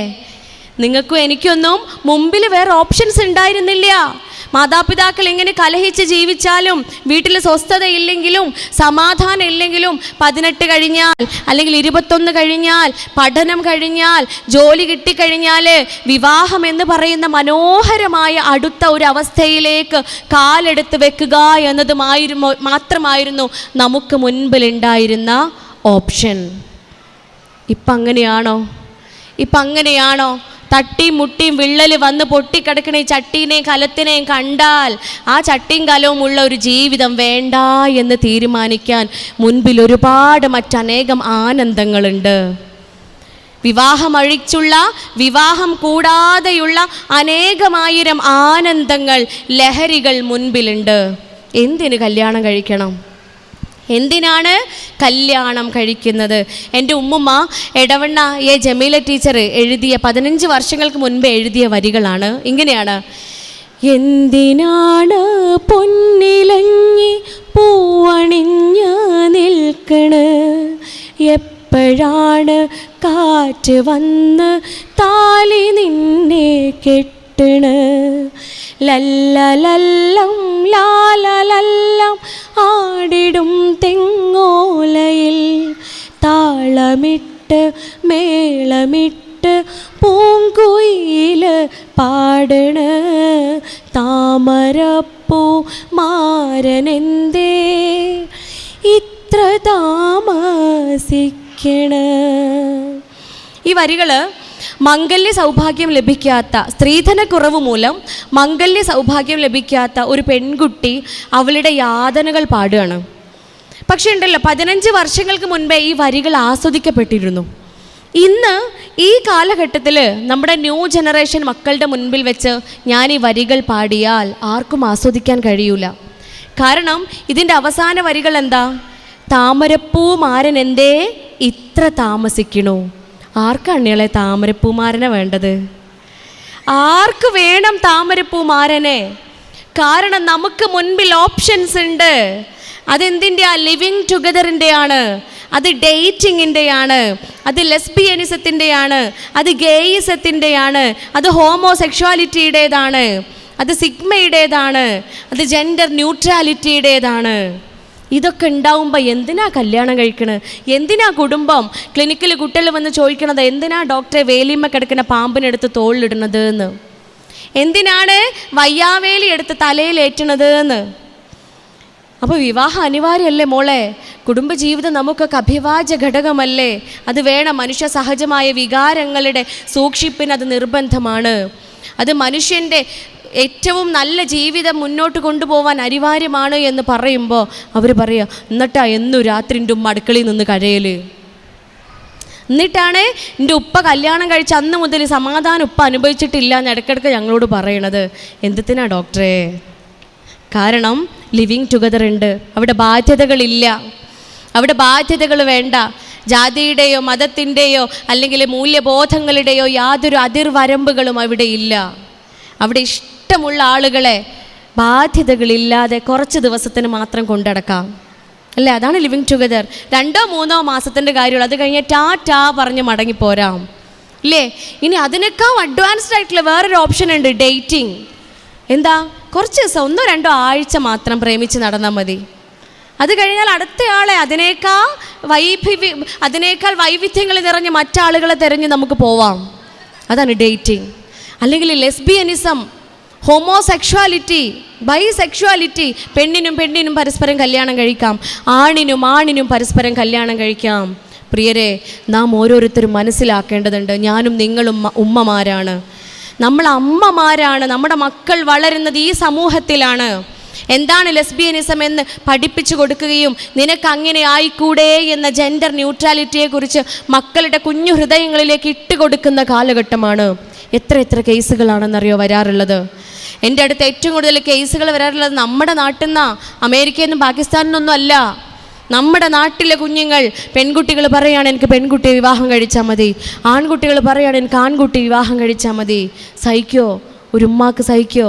ഏതെങ്കിലും വാപ്പമാർക്ക് സഹിക്കുമോ? നമ്മുടെ ആഗ്രഹമാണല്ലേ. അങ്ങനെ ഒരു ചിന്തയില്ല എന്ന് പെൺകുട്ടിക്ക് പെൺകുട്ടിയോടോ ആൺകുട്ടിക്ക് ആൺകുട്ടിയോടോ ഇഷ്ടം തോന്നുന്ന ഒരു ചിന്തയോ ഒരു ഹോർമോണോ ഒരു ക്രോമസോമോ ഇതുവരെ ഒരു മെഡിക്കൽ സയൻസും കണ്ടുപിടിച്ചിട്ടില്ല. അതൊരു മാനസിക രോഗമാണ്. അത് അമേരിക്കൻ സൈക്യാട്രിക് അസോസിയേഷൻ എന്ന് പറയുന്ന ഒരു വിഭാഗമുണ്ട്. അവരുടെ SDM എന്ന് പറയുന്ന സൈക്യാട്രിക് ഡിസീസുകളുടെ കൂട്ടത്തിൽ ഉൾപ്പെടുത്തിയ ഒരു അസുഖമാണ് ജെൻഡർ ഡിസ്ഫോറിയ എന്ന് പറയുന്ന. ഈ ജെൻഡർ ഡിസ്ഫോറിയ ഒരു അസുഖമല്ല എന്ന രൂപത്തിലേക്ക് ആക്കി തീർത്തിരിക്കുന്നു നമ്മുടെ കാലഘട്ടം, നമ്മുടെ സമൂഹം, നമ്മുടെ ഭരണഘടന. ചിന്തിക്കണല്ലേ, നമ്മുടെ മക്കൾ, നമ്മുടെ ഓരോരുത്തരുടെയും മക്കൾ ആ രൂപത്തിലായിത്തീരുമ്പോഴേ നമ്മൾ ആ വേദന അനുഭവിക്കുകയുള്ളൂ. നമ്മുടെ കൈകളിൽ ഭദ്രമാവേണ്ടതുണ്ട്. മക്കളുടെ ചിന്തകൾ, അവരുടെ വളർച്ചയെക്കുറിച്ച് നമ്മൾ എപ്പോഴും കോൺഷ്യസ് ആണ്. അതുകൊണ്ട് അവർക്ക് നല്ല ഭക്ഷണങ്ങൾ കൊടുക്കും, അവർക്ക് നല്ല ആഹാരം, ന്യൂട്രീഷ്യസ് ആയിട്ടുള്ള ആഹാരങ്ങൾ നമ്മൾ കൊടുക്കും. അതുപോലെ അവരുടെ മാനസികാരോഗ്യവും പ്രാധാന്യമുള്ളതാണ്. ആ മനസ്സിൻ്റെ ചിന്തകൾ, എൻ്റെ കുഞ്ഞ് എന്തെല്ലാം ചിന്തിക്കുന്നു, എൻ്റെ കുഞ്ഞിൻ്റെ നടപ്പും മട്ടും ഭാവവും എങ്ങനെയെല്ലാം ആയിത്തീരുന്നു, അവൻ്റെ മാറ്റങ്ങൾ എന്തൊക്കെയാണ് എനിക്ക് മനസ്സിലാവണം. മക്കളുടെ ചിന്തകൾ മാറുമ്പോൾ അത് നമുക്ക് മനസ്സിലാവണമെങ്കിൽ, നമുക്ക് മുൻപിൽ അവരത് പ്രകടിപ്പിക്കണമെങ്കിൽ, നമ്മളോടത് പങ്കുവെക്കണമെങ്കിൽ സന്തോഷവും സ്നേഹവും സംതൃപ്തിയുമുള്ള കുടുംബാന്തരീക്ഷം വീടുകളിൽ ഉണ്ടാക്കി കൊടുക്കണം. അത് മക്കൾ ആസ്വദിക്കണം. എങ്കിൽ മാത്രമേ അവർക്കിത് നമ്മോട് പങ്കുവെക്കുവാനും അതിനുള്ള പരിഹാരമാർഗം നമ്മളോട് അന്വേഷിക്കുവാനും സാധിക്കുകയുള്ളൂ. അതുതന്നെയാണ് സ്നേഹമുള്ള കുടുംബാന്തരീക്ഷത്തിൻ്റെ ഏറ്റവും ഇമ്പോർട്ടൻ്റ് ആയിട്ടുള്ള കാര്യം.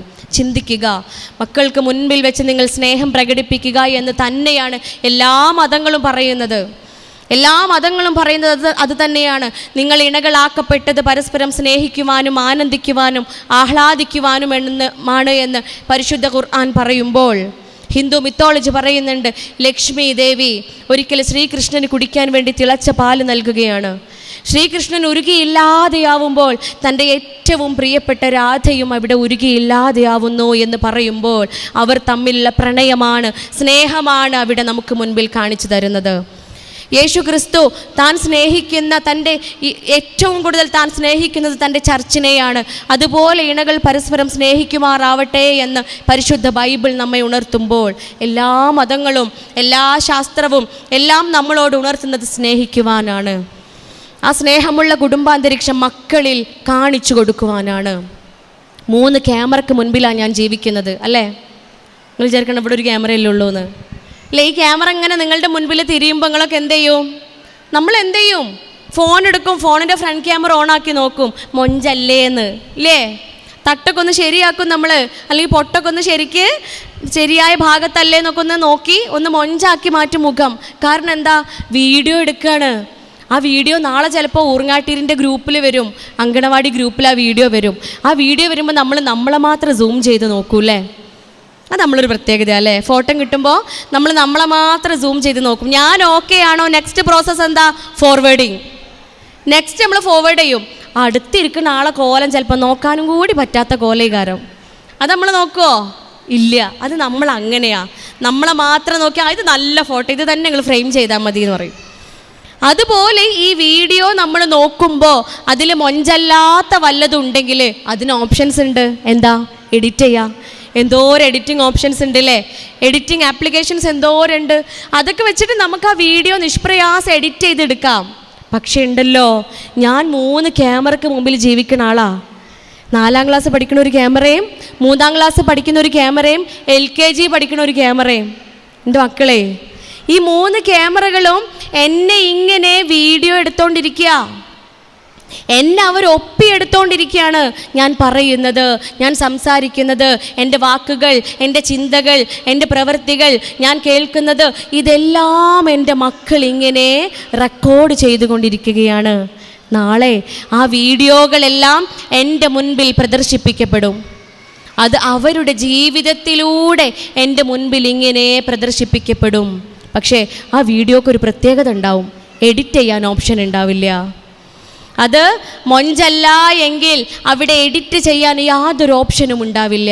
അതുകൊണ്ട് റെക്കോർഡ് ചെയ്യുമ്പോൾ തന്നെ ഫുൾ എഡിറ്റ് ചെയ്ത് നല്ലൊരു വേർഷനായിട്ട് റെക്കോർഡ് ചെയ്യാൻ കൊടുക്കുക.